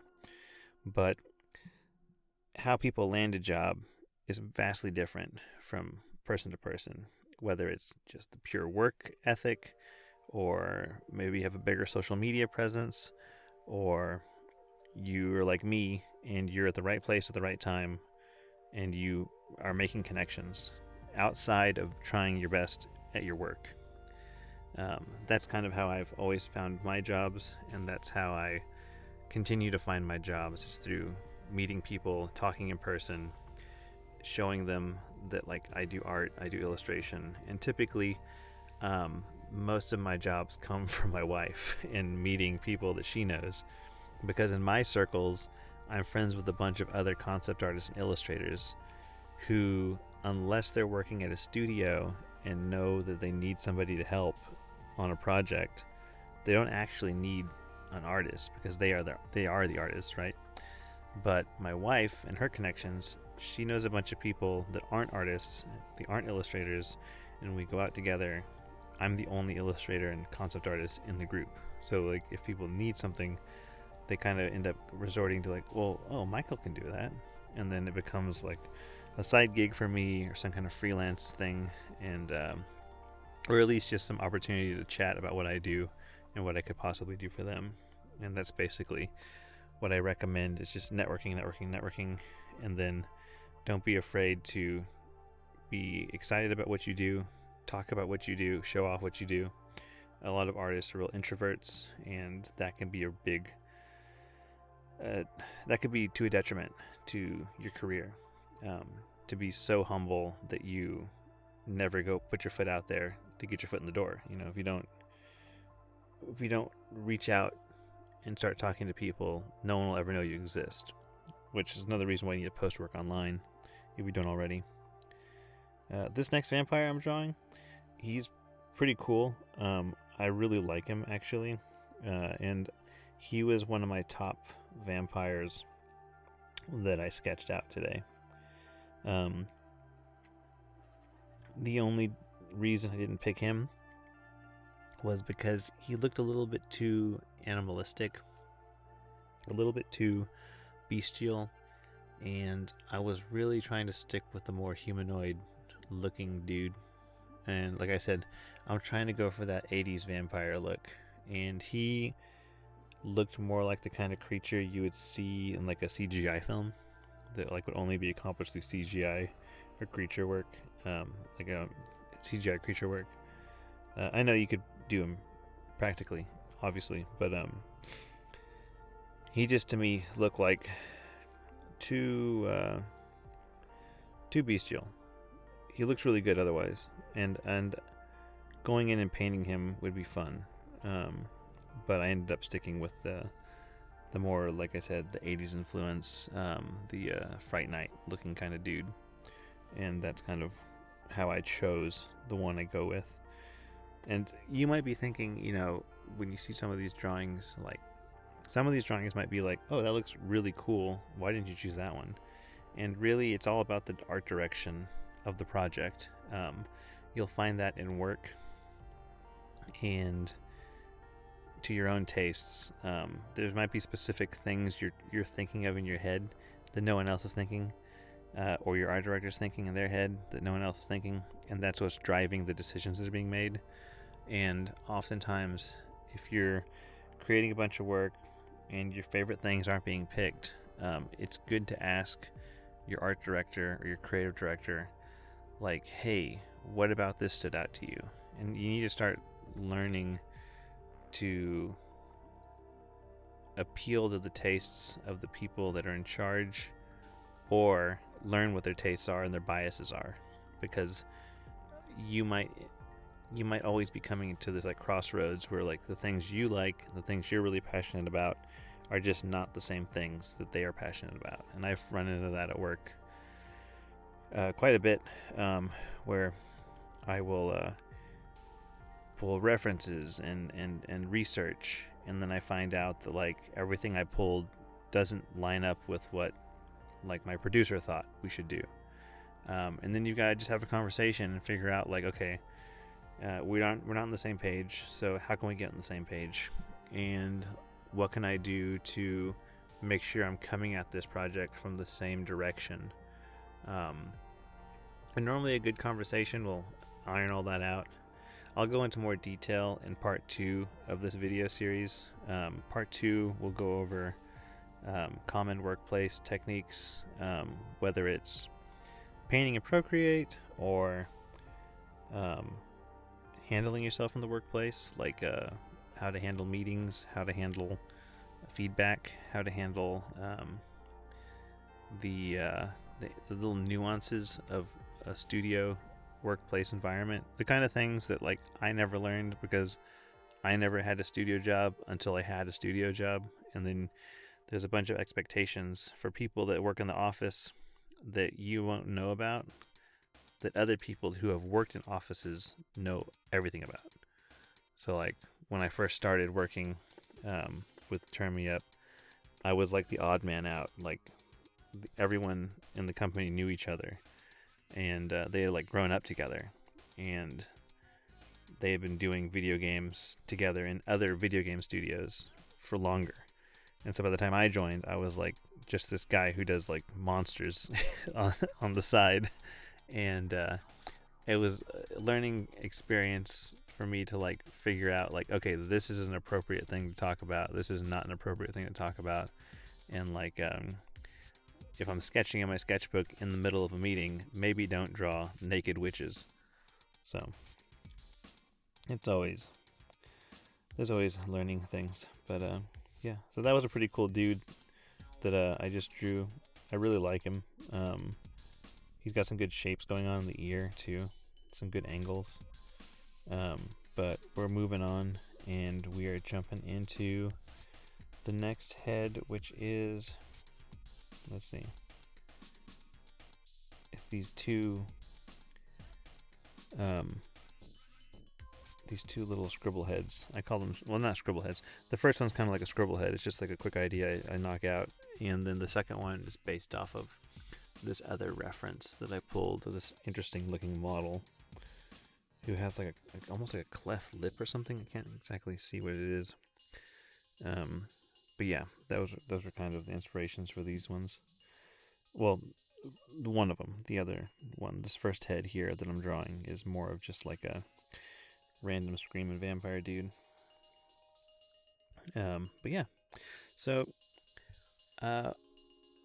workplace stuff. I'm going to write down all my talking points for the workplace do's and don'ts and the best practices for workplace environment, and that'll all be summed up in video 2. Video 2, currently my vampire portrait video, it's about 4.5 hours long. So if I can expand all my ideas into 4.5 hours long conversation, I will.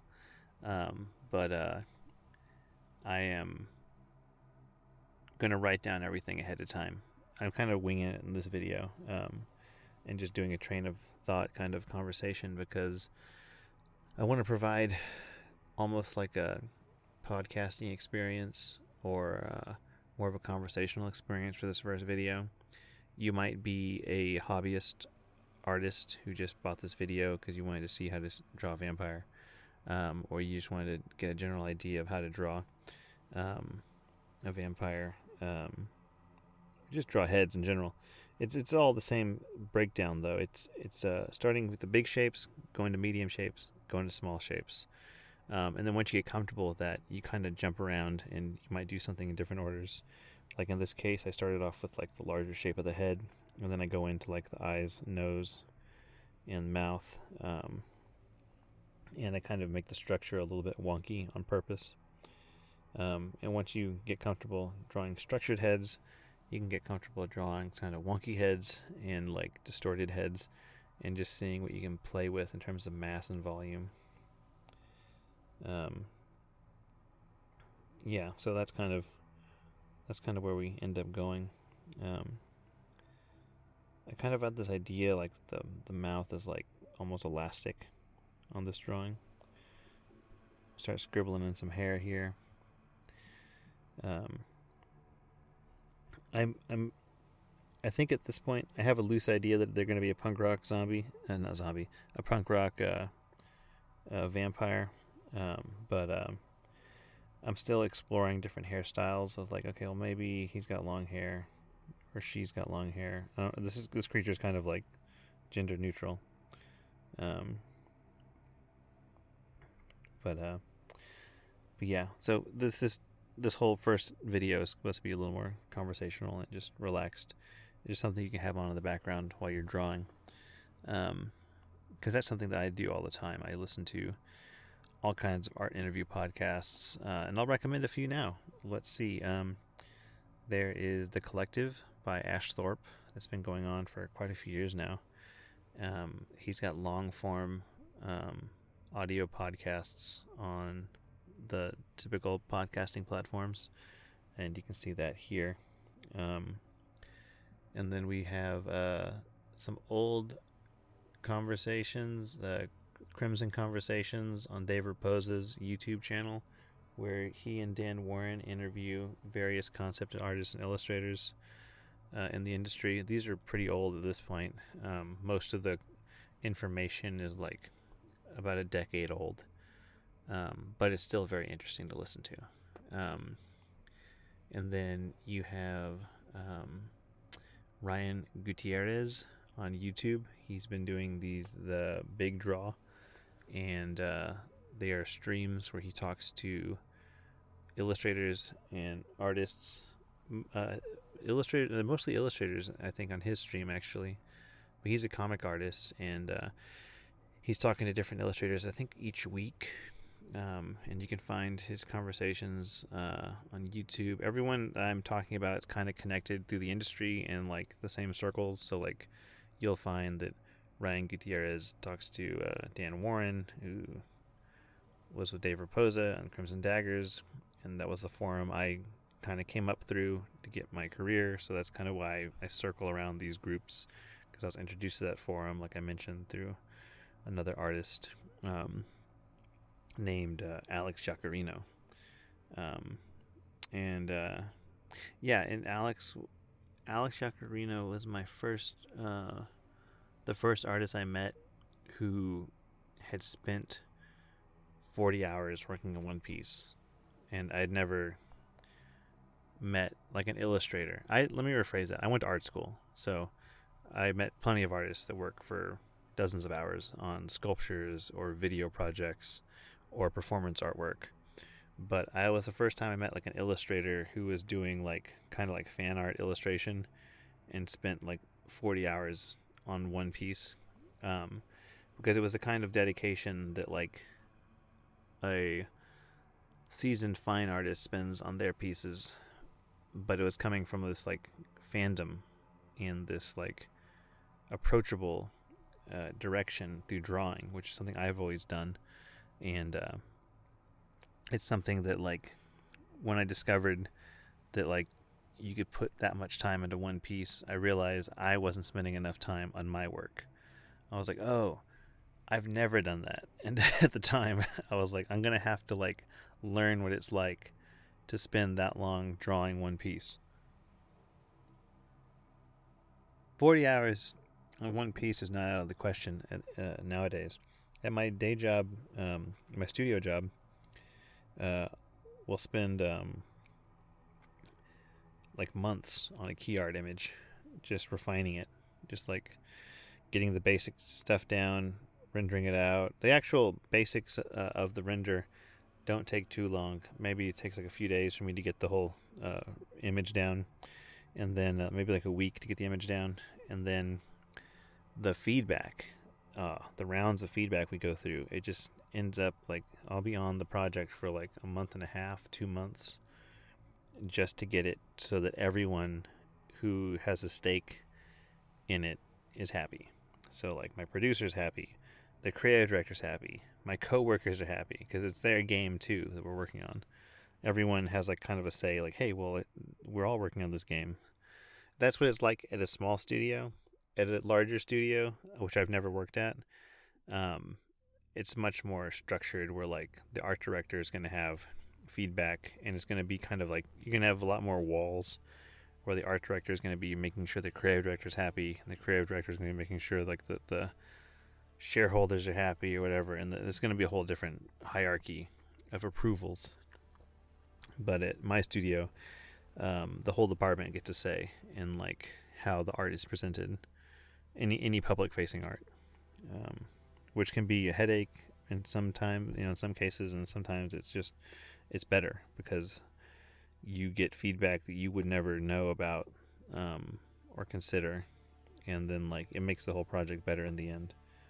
Um, but it's also one of the reasons you got to keep doing your own projects on the side, because you can only do so many of these like designed by committee pieces before it gets old, and you're like, okay, I'm just doing what everyone else wants me to do, and I want to do something for myself that I can just produce out and like not have to answer to anyone. This vampire, so the vampire I'm drawing now, I draw two heads that represent like me exploring, like distorting the body. This first guy, he's kind of like my melty guy. He's like kind of this droopy look to his face. And then the other one has like this like smeared, stretched kind of look to the body and to the face. And I kind of explore this route a little bit because I'm like, well, maybe it'd be cool if she's like mid-transformation and the face is kind of like being pulled into the vampire bat look. And this guy, he just looks like a drippy dude. The reason I don't go with these is because I feel like we're verging on a heavy stylization that could work. It could work, but like I think it just looks a little too stylized, a little too pushed for me. At least the distortions aren't happening in the way that I would like. Like right there, he looks like he kind of comes off looking like a Halloween mask, like a big rubber head, and that's kind of not the look I'm going for this vampire. It might be cool to make this guy into a mask, sculpt out, this guy, but like in terms of like getting him looking good for like the art direction I'm going for, he doesn't really hit it. A practical effects version of this guy could be really cool though. He almost kind of looks more like a goblin too. That's the other reason I kind of like don't really go with him. It looks too much like a goblin or some kind of orc. But yeah. When you're designing the heads, something to consider. Try and pick out 3 things that you're gonna showcase. With these vampires, I got the ears, I got the teeth, and then I'm kind of like playing with ears, teeth, and then there's like the overall head shape. Those are kind of like the 3 things I'm playing with. So like the head shape, this guy's big and round, pointed ears, sharp teeth. In terms of using the rule of 3, you can either exaggerate 3 different things, or you can push 3 different things to be your little motifs, your design motifs. Or you can play with scale in 3 different ways. You can have large, medium, and small. So typically on a head, like the eyes are the small details, and then you've got like the nose and mouth, the kind of medium details, and then the overall head shape is like the large shape, right? So it's like large, medium, small. So you kind of break it up into those little hierarchies, and it might be a little easier to see on like if you're designing like a weapon. Like there's like a big part of the gun, there's like a little part of the gun, and there's like the barrel of the gun's like the large long bit, But typically breaking things into 3s is like a good rule to follow, and then the scaling hierarchy is really important. That you'll see more of me talking about that when we go into the illustration portion of this video. Not this video, but part 4 of this series will be us doing a key art illustration with the vampire that we designed, and in that case we'll be thinking about large, medium, and small shapes in the composition, and how we can utilize those to best capture a good flow visually. So here's the vampire I was talking about. She looks more snake-like with the fangs, and then she's got like the heads kind of being like smeared off to the side, almost like the Scream, that painting. I thought that might be cool to do something with that for the vampire. Like kind of keep this like fine art. Kind of get this like inorganic shape going on where like it's just smeared. It's not like a natural shape.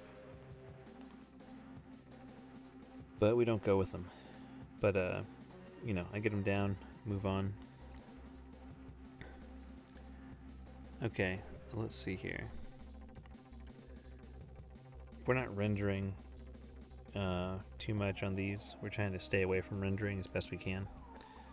But if you are drawing with pencil and paper, and I do this in like part 1 of the video,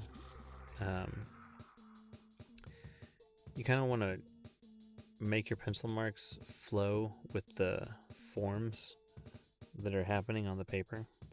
So if you've got like the large round head, you want the pencil to kind of curve around the head as you're making lines. I think I might do some in this drawing. Let's take a look. No, this is one of my last. This is my last drawing where I play with the distortion of the face. This one doesn't go anywhere. I'm kind of referencing this model, but it's not that interesting in the end. It's looking a little too wonky. The structure is broken, and it's broken too much. I was playing with the structure to kind of give it like this like weird distorted face. So all 3 of these heads were like this attempt to kind of distort the bone structure more, but it comes off like I just don't know what I'm doing. That's why I just don't go with them. I'm like, oh, it looks like I just don't know how to draw a face. Because you got to be really intentional with how you distort bone structure. Otherwise, people are just going to be like, oh, you just don't know how to draw a face. You just drew this badly. But yeah.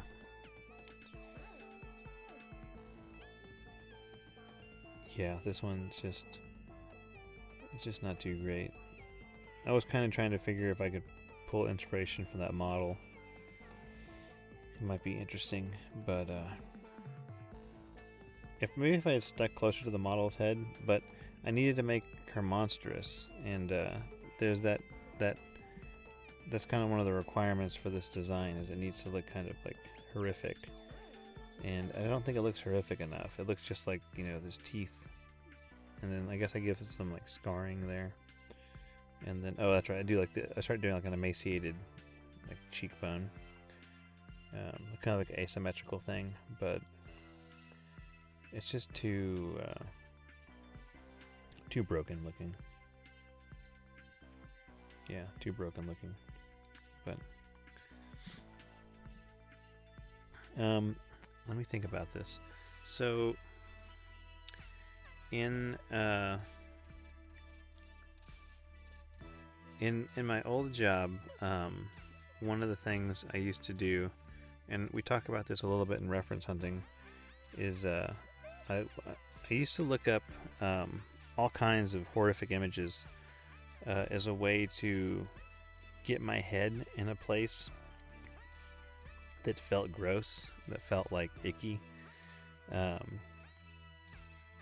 My thought process when looking at reference images for horror is that if there's an image that causes you like this sick, unsettled feeling,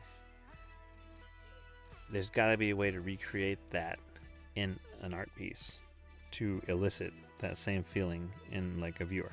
So thought process was, if I look up horrible stuff online, like dead people, violent images, and I get this gross feeling, I gotta think about, why am I getting this feeling? What about the image is making me feel this way? And how can I recreate that visually for like a costume? Because at the haunted house, we were making costumes and like set dressing. So that was kind of my thought process back then. I don't really go too heavily into that kind of stuff anymore because I'm not like 100% focused on horror all the time. I do draw lots of horror imagery, but at this point my bank of horrible images is full up in my head, so I don't really need to look up new things. When you're thinking about horror all the time, you end up trying to push the limit. At least this is what I did, because I was like, okay, we have to be the scariest haunted house in like the nation. That was like our goal. It was like, be the scariest haunted house in the nation. How can we be scary? How can we be horrific and disturbing? And for me, disturbing was like a good hallmark of a scary thing. But yeah, I would look up these terrible images in order to kind of get my head in the right space for that, which I don't know if I recommend. I feel like it helped me understand like some anatomy things, and I feel like I view it kind of more scientifically, like the way like a someone that works in a morgue, like oh, it's just part of the job. You just see bad things. It's just part of your job. So that's kind of how I viewed it, and I still view it that way. Where like if I need to look up reference and somebody says, "Hey, you're gonna design waterlogged zombies," then I got to look up drowned people, people that have been floating in the river for like days, and that'll be kind of what I end up having. I tried to go doing a fly version, and I'm just like, no, it looks too alien. It's just way too alien. So I just abandoned the fly one. I was like, I could have done the fly one, but I feel like it's just not gonna look like a vampire, at least for what I'm looking for. If the goal of my vampire design was to make something that was like make a very unique vampire that like nobody's seen before, then I would probably stick with the fly version. Actually, do like a mosquito vampire guy. But the monster that I was drawing just ends up looking like a fly person. I'm just like, well, he's not really reading his vampire. And my goal was to do like Fright Night Vampire, and Fright Night Vampire is real like it's got exaggerated angular faces and typically screaming, so this guy I ended up drawing looks a lot more like a vampire bat, but he looks too bestial, so I abandoned him. But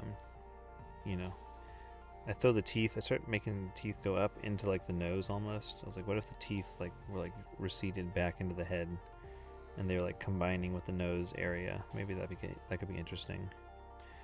But it looks kind of weird. It looks too much like this. The eye is completely off, the one I just drew. But like I said, these are the quick doodles. So just throwing an indication of where I should be, and then if I was going to show this to somebody, I would redraw this head and make it look a little cleaner. Or I'd clean up the head. I would probably take a picture of it in my iPad and then redraw it from on top of the lines and fix everything I need to fix. But he looks kind of like the devil dogs or the demon dogs from Ghostbusters. But we abandoned this one. You got to keep abandoning them. You got to just get the idea out there, and if it clicks, it clicks. If it doesn't click, just move on. Because you don't want to spend all day long drawing a bad drawing. Yeah. So, I guess to sum up what I was talking about, I don't know if I'd recommend you look up horrible images. It depends on the kind of person you are. For me, it was a need, like a scientific need almost. Like I needed to learn. And like, the same way, like if you're going to draw figures, you need to draw naked people. You need to understand the nude body, and you can draw clothed people too. You should, but you really do need to have a fundamental understanding of how the anatomy works, because that influences how the clothes are laying across. But yeah, I guess I didn't mention this, but I went to art school too. So I went to. Oh, I say I'm fixing the nose now. It was looking too weird. But I did go to art school. I went to the University of Texas, and I have a bachelor's in fine art in studio art. I have a BFA in studio art, and basically what we learned there was like the gallery art scene. And a lot of my focus in the university was video art. And so I studied video artists like, I can't even think of the names now. I'll have to just put some video artists up here. I'll just Here's some video artists that we studied. I can't think of the names right now, but we studied these video artists, and that was a lot of my focus during college. And then I also studied performance art, which again, here's some performance artists that it's the weird stuff. So I studied lots of that weird, fine arty, like avant-garde looking stuff. That was kind of what I was surrounded by. But one of my most impactful experiences in university was studying sculpture with John Stoney, who is a well-known sculptor. I think he's based out of New York. I think he used to live in Texas when he was teaching, but I don't think he's at the university anymore. But he makes these amazing pieces, and they're very technically sound, and he's like a very much expert in mold making, and he does like bronze casting, and he was one of the most influential teachers I had, because it was really just like no bullshit with him, and he could just tell if you were half-assing the class immediately, and he wouldn't put up with it. And he was like very, he's a very strict teacher in that regards. So if you weren't thinking through your project properly, or if you had rushed the project, and like if you had pulled an all-nighter and you had like painted the project the night before, like I remember on one of my projects, the paint was still wet, and like he walked up to it and like put his finger on it, and like some of the paint came off on his finger, and he just kind of like, I could just tell he was like, oh, you just rushed this, like there's no use giving you a critique because you just threw this together last night. That was probably the most influential teacher I had, because the seriousness that he took the art was something that I admired, but at the time I wasn't appreciating it, because I was so focused on working at the haunted house. I had already started my job there, and I basically was like, oh, I'm going to be doing special effects at the haunted house and doing production design at the haunted house, so this college course is just me doing whatever. And so like I just didn't really take it seriously, and it showed in some of my work. But I'm one of the few artists. I think there's maybe 2 or 3 of us that are still doing art professionally. There's a Matt Frank who illustrates Godzilla comics. He went to art school with me, and we were in similar class. I think we had a drawing class together. And that dude just loved drawing dinosaurs, and he was really good at drawing dinosaurs, and he now draws Godzilla and monsters for a living, and that's all he does. So like he knew exactly what he wanted to do and pursued it, and so I really admire him.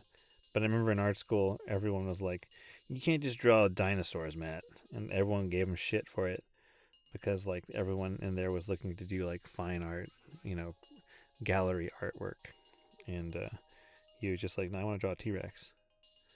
But he's a really nice guy, and his work is really great.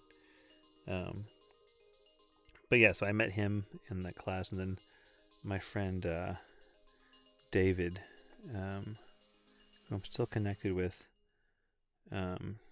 online. Let me look up his last name. I'll put his work up here. Yeah, there's his work.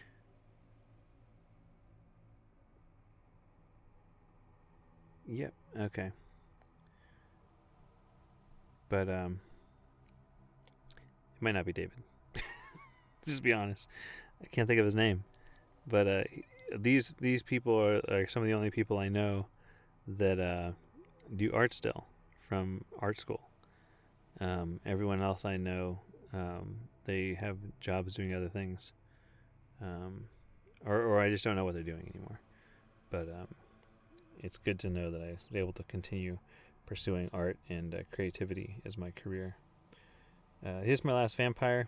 Very dead-eyed look. I think this one looks okay. It just doesn't like sing to me. It just not doesn't have the. It just doesn't have the energy. It looks like a good like background monster. It's not a good main character monster. And I think like for me, I guess what I'm talking about is just like the shape language of the head. It's just not that interesting. It looks a little generic. I'm trying to self-critique here, so I would say it's a little generic. I like the multiple teeth coming out of the jaw. That's kind of cool. The face is supposed to look emaciated, but the cheekbones actually look kind of fat and like kind of too big. So that's kind of like, well, that makes it doesn't really sell the look I was going for. Which I could erase and fix, but like I said, these are these quick doodles that like get the ideas down. I think there's a way to do this design nicely, but I didn't care about it enough to go into like how can we fix this, because I already had some designs I liked that are better. I think the second drawing that we did, the screaming lady with the hair and the updo, I think she's a better version of this.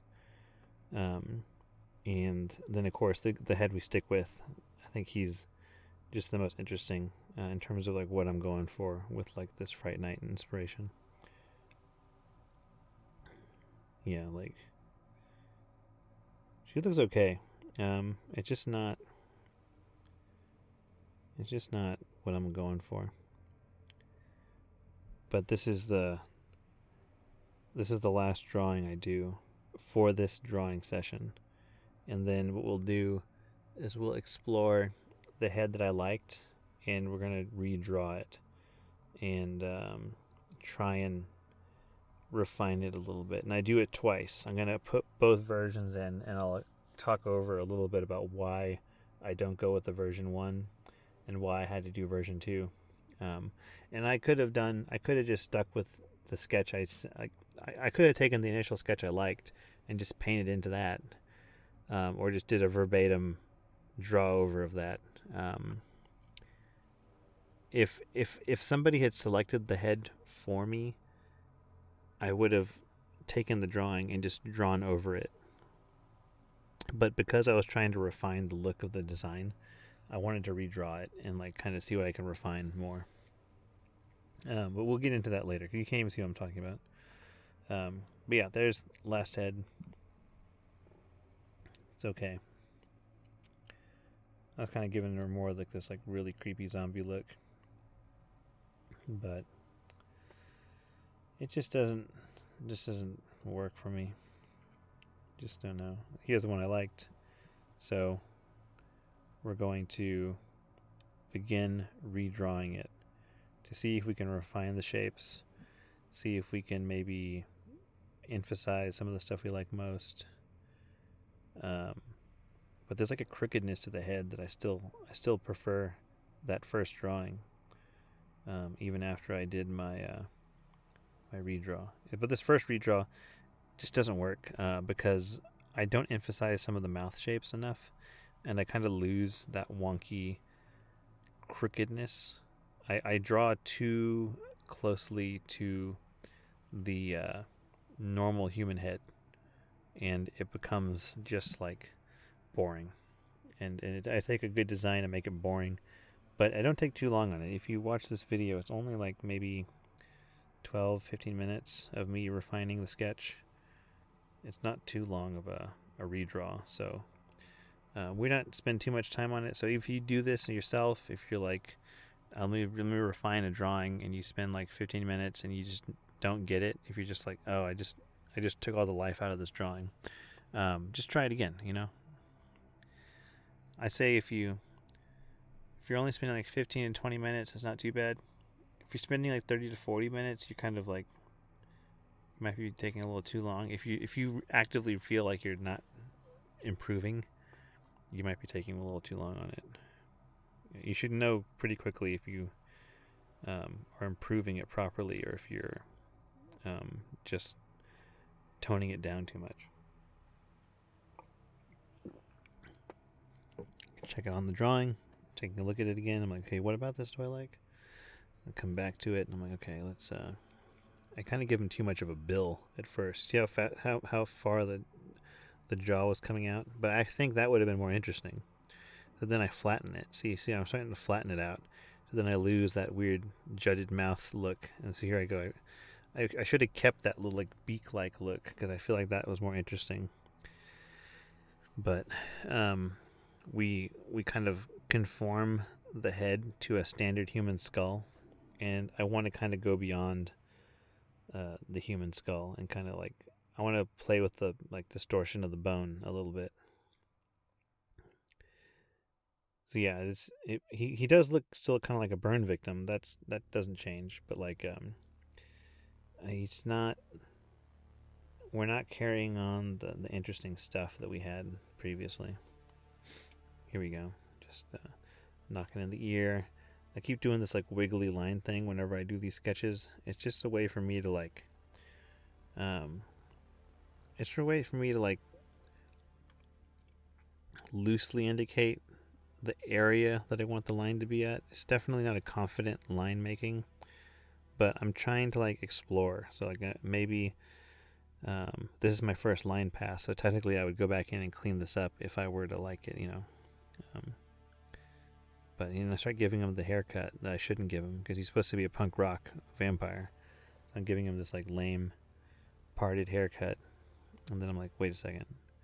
You'll see me stop and erase it. I'm like, wait, no, he's supposed to be punk rock. And so I start erasing his hair, and I start putting on something more punk rock, which in this portion of the video, you'll see that it's just like spiky hair. I end up going with a mohawk, which is a little generic, but I kind of wanted to keep it, like I said, 80s Fright Night. So I'm trying to stick with this, like, this version of like punk rock you would see in a movie, not necessarily an authentic punk.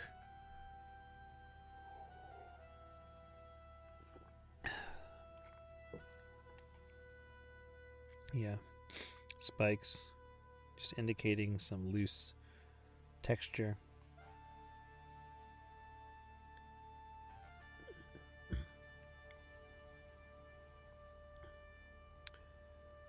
There we go. Safety pin. That's my safety pin idea. I was like, okay, maybe he's got the safety pin right here. I end up losing the safety pin in the final. I give him a nose ring, and I give him like just a needle through his ear. And then here, I'm going for that same Fright Night, that Evil Ed teeth, where it's like 2 buck teeth and then 2 big fangs. I mean, it's a decent head. Like, the head's decent, and like, if I was just drawing like a ghoulish monster, like, I think it works. But it's not selling me some of the energy that the original had. It's more static with like the pose too. Like, it's just more of a generic head. It doesn't give me like some of that crookedness that we had initially, and that crookedness I feel like really sold the design. Where like it almost looks like the design of the original. One of the reasons I like it, it almost looks like Edgar from Men in Black. If you've seen that film, which now is a very old film, but Edgar's like this like cockroach man, and like he's like a cockroach man that's wearing the skin of a human. And so he's got this crooked face, and it's kind of like his like jaw and everything doesn't line up properly. And that's kind of what it reminds me of. Like, kind of reminds me of Edgar from Men in Black, and like the werewolves from American Werewolf in London. Those are the two things. Those are the reasons it appealed to me. And I think, in terms of giving feedback to people, in terms of giving feedback to as well, I say people, artists, is what I mean. In terms of giving feedback to fellow artists, when you're saying something doesn't work or does work, you got to really think about why, and kind of give your justification as to why. Like, like, why does this work? Well, it kind of reminds me of Edgar from Men in Black, and I like that. I like that crooked face, that kind of weird energy that it has. This head doesn't give me that energy. It looks too zombie-ish. It looks too much more like it's just like corpse, stiffer, and it loses some of that energy. That's the reason I think the original is better. So when you're giving a critique to somebody, you got to really think about the why behind your statements. It might be easy to just be like, oh, I don't like that, or tell somebody like, oh, the original one you did was better. But if you don't give any context as to why it's better or why you think it's better, because lots of feedback and critiques are just subjective feedback, you just might not like it, There's always a reason you don't like something, though. And digging deeper for that reason is what differentiates a good critique versus a bad critique.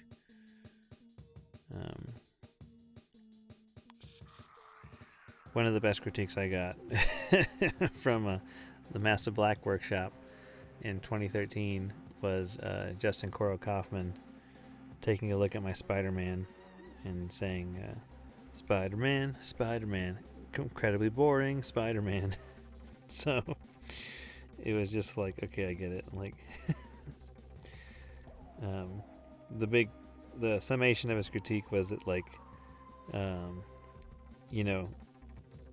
hundreds of thousands of people have drawn Spider-Man. If you just draw Spider-Man doing nothing, then what are you doing? Because it's just boring. You're not bringing anything new to the subject matter, then why draw it? That's kind of that's a larger critique that was being given, but he summed it up in that ridiculing song, which I thought was funny at the time. I wasn't offended, but him and Marco are known for giving harsh critiques and feedback. Marco Djurdjevic's critique was basically, I was saying, I know I need to work on this. I know I need to do this, and then I think I need to try doing this. And he was just like, yeah, then go do it. Quit talking about it and go do it. If you know what you need to do, what are you looking at me for? Why is my validation going to be the thing that makes you do the thing you know you need to do? And that's something that I feel like most artists can take away from feedback on pieces and feedback on how you're improving. Most artists know what they need to do. Me personally, I always have a little trouble drawing legs and feet. That's just the thing that takes me the longest. So oftentimes when I'm studying, I'm practicing drawing just the legs and feet planted on the ground, and I'll draw those a bunch of times just because I'm trying to internalize a good posture for the legs and the feet. That's what I know I need to study. And when I don't practice drawing legs and feet, it's almost like I'm wasting my time, because I already know I need to study that. And then I'm like, well, I'll study a head. But I've drawn heads plenty of times, and I don't really need to practice drawing heads. I'm pretty good at drawing heads, but it's just you know what you need. If you don't brush your teeth every night, you know what you're doing. You don't need someone to tell you, hey, you're gonna get cavities if you don't brush your teeth every night. You already know that. You're just choosing not to do it. That's kind of the same. It's kind of the same principle. The other thing I don't I grew up as a kid. I grew up drawing lots of male characters, or male presenting characters. So, some artists draw lots of female characters. Some artists draw lots of male characters.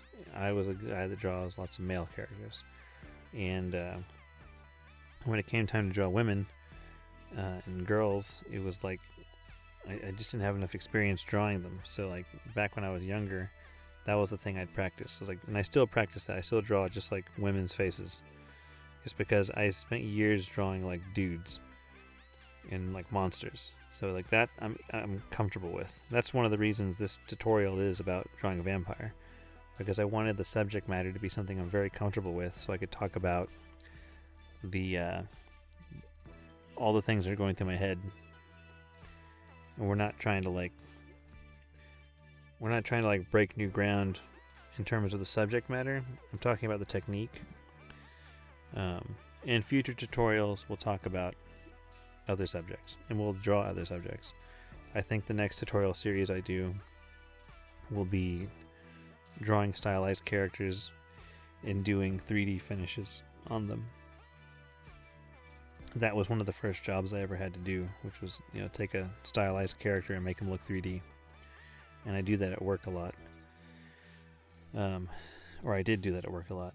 And it's something that I'm always happy to do it because it looks cool. It's like you're taking a stylized character and making him look real. Kind of like taking like a Pixar cartoon, making him look real. That'll probably be the next series I do, and we'll draw like a fun character and render them out to where they look like they're a 3D model sitting in Z space. But that'll be like a longer. The tutorial will probably be just as long as this one, but the painting process is more involved because it's really the way I paint it. It's all about like being precisely selecting areas and like carefully airbrushing areas in, and we might actually use Photoshop for that. Unless I'll probably try Procreate. I'm really trying to stay away from Photoshop at this point with all the AI tools they introduced. I'm just not into it. I'll use Procreate to do it, but it'll take me a little bit longer, I think, just because I've never done the 3D character technique in Procreate. I haven't had to yet. They're the two I love. These two are fine. They're not too amazing, though. This guy on the left, just a study. It's just a study. These two are trash. We do 14 total. These are all the weird ones. These ones are fine. That guy's fine. The one on the left's pretty cool. The last few. We do 14 total. There's 3 I really like. So that's a pretty good turnaround. Because this whole drawing process was about 2.5 hours long. So 2.5 hours long, 14 heads. We got 3 I really liked. That's like 2 hours of work. You get 3 heads you really like. Then you have time to refine a head. The refining doesn't take as long because you've already thought about the design. So you're just redrawing the design, or you're tracing over it and you're cleaning it up. Depends on how you want to do it. You could trace over it and clean it up. I'm redrawing it because I just want to see if I can't do something new with the design. And here's a new sketchbook. This is another day. I realized, like I said, the other drawing I did wasn't good enough. So I spent some time the next day. Those are some studies off to the left. And I'm going in for the final head drawing. And this is the head that we end up painting in part 2 of the tutorial series. Part 2, it's all in Procreate. We talk about how to paint a head using Procreate, and it's about 4.5 hours long. But that whole video, the subject matter of that video, in terms of what I'm talking about, will focus strictly on like working in a professional setting, working as a professional in the industry, and the do's and don'ts and the best practices that I've learned through my experience. And these are all particular to me. Everyone's different. The one thing I don't have a lot of experience doing is getting quotes to people, because I've been working at a studio for 9 years. So like for me, I just get paid what I get paid. We discuss every year like a raise. That's basically how it works in my day job. But a lot of freelance artists that work full-time freelance, they have a lot more experience quoting more money for the projects, which I don't. But I'm trying to learn that, and the basics. That's a business decision, though. That's like business skills. That's different from just the art stuff. So you gotta kind of know some basic business skills, basic negotiation skills.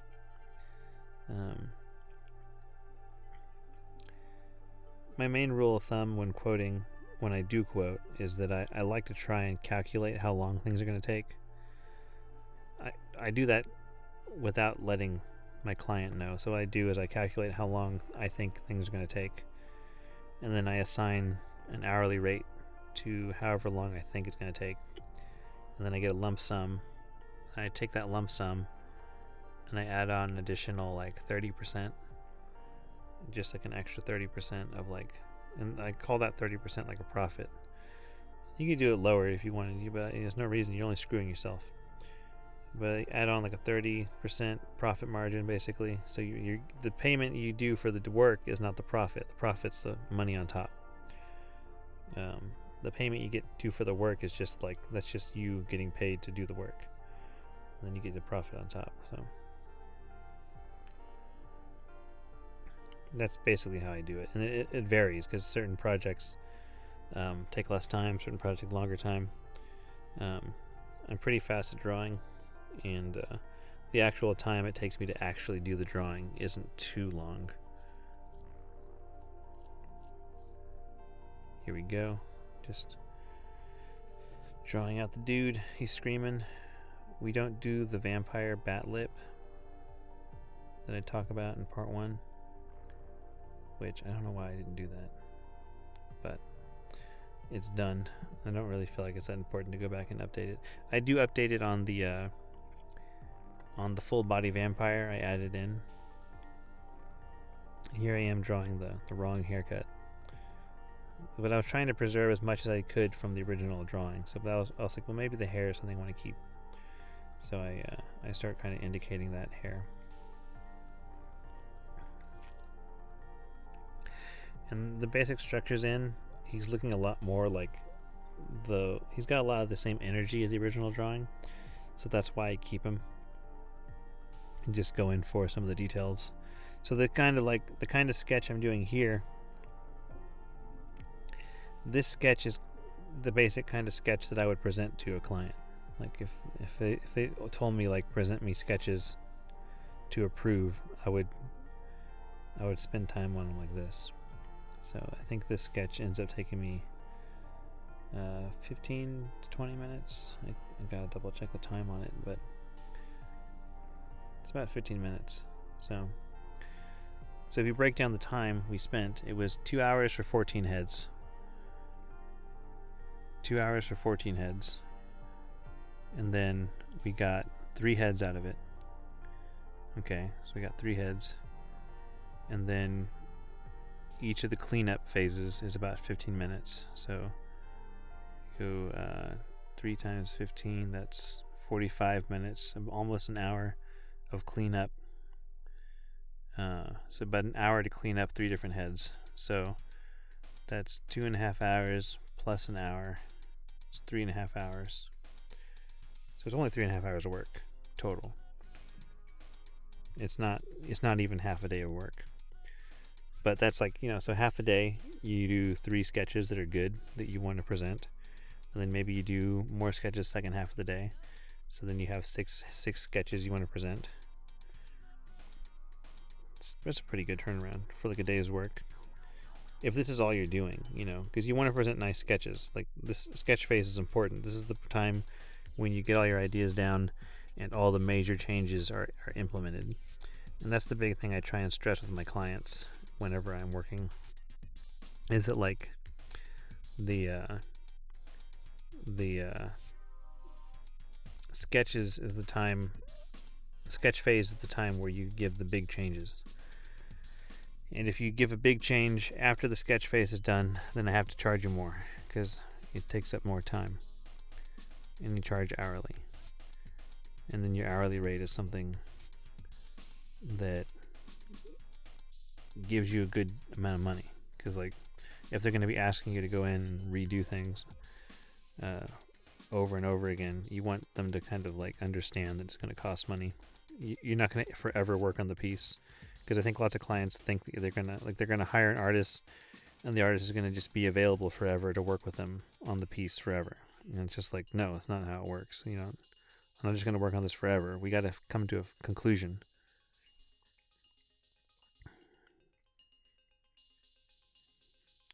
I start giving him the buttons. He looks like an emo vampire because of the hair. The emo vampire. I end up changing, for the full body version, I end up changing his outfit to this interesting punk rock outfit I found in my references that to me was a more unique outfit than like the typical like leather jacket thing. And for some reason I don't know why I draw his tongue like vertical. It's like sideways. So I'm like, wait a second, what am I doing? And so I erase it. I'm giving him a split tongue. Like when people cut their tongue down the middle. There we go. Little split tongue. He's looking pretty good. I'm really happy with this drawing. And like in terms of like a sketch I want to present to a client, I'm pretty happy with it. If I was really working for like if I'm doing work for my game job, my studio job, I'd probably do all these drawings digitally. But I still find it nice to just do the drawings in pencil, and trying to get as many ideas out in pencil, because it kind of limits your distractions. Like you don't have all these digital tools to distract you. You just focus on the design. Like what is good in terms of design, and the only thing you have to use is this pencil, and it just makes these lines. So you just have to just make these lines and figure out what looks good. And then if you don't like it, you have to erase it or just abandon the drawing and do something new. So it kind of puts you in this mindset of like, make marks quickly, make marks lightly, and then just move fast, erase if you need to, but try to just move forward. And then there's like there's no like undo button. If there was like an undo button on this, I could like easily mess up and then undo it, then redo it, then undo it, then redo it, and keep doing that over and over and over again. And then by the time I'm done with one sketch, it's like I could have gone through like 3 or 4 sketches with pencil, but I was stuck doing undos on the one drawing the entire time, when the solution would have been just abandon it and start over. Just move on. You don't need to sit there and undo the drawing and make it perfect. I think the one takeaway you need to get from this is that like the initial sketch phase that I'm doing, you can equivocate that to like a thumbnailing phase for like a full character design. And in a thumbnailing phase, unless your art director asks to see the thumbnails, you're probably not going to show anyone the thumbnails. The thumbnails are just for you. And then you're going to take the thumbnails and do a sketch. So you do like as many thumbnails as you can, then you do a nice sketch, and then you send the sketches over. That's kind of what you do. Only in certain cases do the art director or like the creative director or whoever, only in certain cases do you want to show them thumbnails, because the thumbnails can be a little too nebulous for the layman to review, because they're going to start seeing a bunch of stuff in the thumbnail that isn't there, and then you're going to have to be like trying to create something that only existed in a thumbnail form, that like in reality when you start sketching it, you're like, well actually I wanted this, and then it becomes this push and pull of like, well actually this is what I intended, and this is what is really meant to be because I'm the artist, and then you get this whole back and forth. So I would recommend you show the cleaned up sketches. You don't show the thumbnails if possible. It just saves you headache. Oh, I guess I never added the earrings in the final painting. I think I used the needle instead.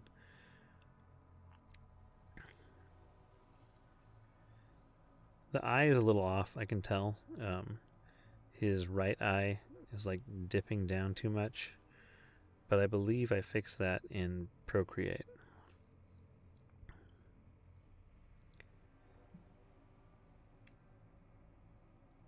some of those little details like that, like where it's just a little off, I don't worry too much about it because it's like, well, I'll fix it digitally.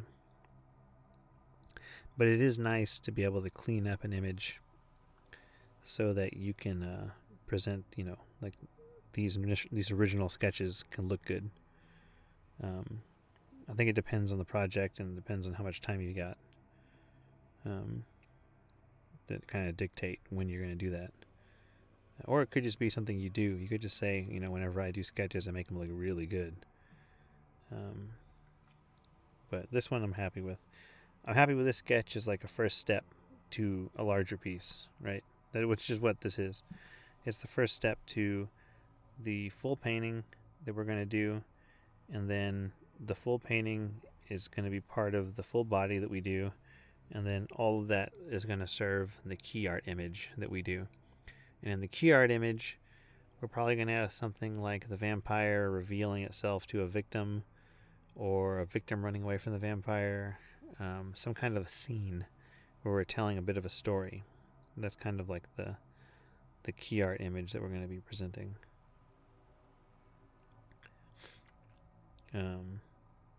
Yeah. And we'll go through that whole process too, with the illustration. We'll do like thumbnails for the illustration, which are a little different than thumbnails for design. They're kind of the same, but like you're considering a little more. I think I'm going to make it more cinematic too. I'm thinking that final illustration for this thing is going to look kind of like a cinematic keyframe. So like concept art for like a movie that doesn't exist.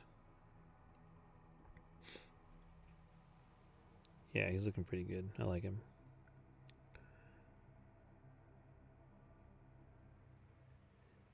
I'm really glad I came back and redid this drawing, because this one, I feel like he's different from the original for sure. He's not the same energy, but he's good. I like him. I mean, I went with him, but like he's got a lot of stuff going on that I like, and he hits the notes I wanted. That Fright Night looking dude. Here he is, the final. We've come to the end of the video. Thank you for joining me, and I hope you had a fun time drawing. Part 2 of this video will be out probably next month. We'll do the full Procreate drawing and painting, and we'll talk about work and best practices for working in a studio environment and office space. Great. Thank you so much.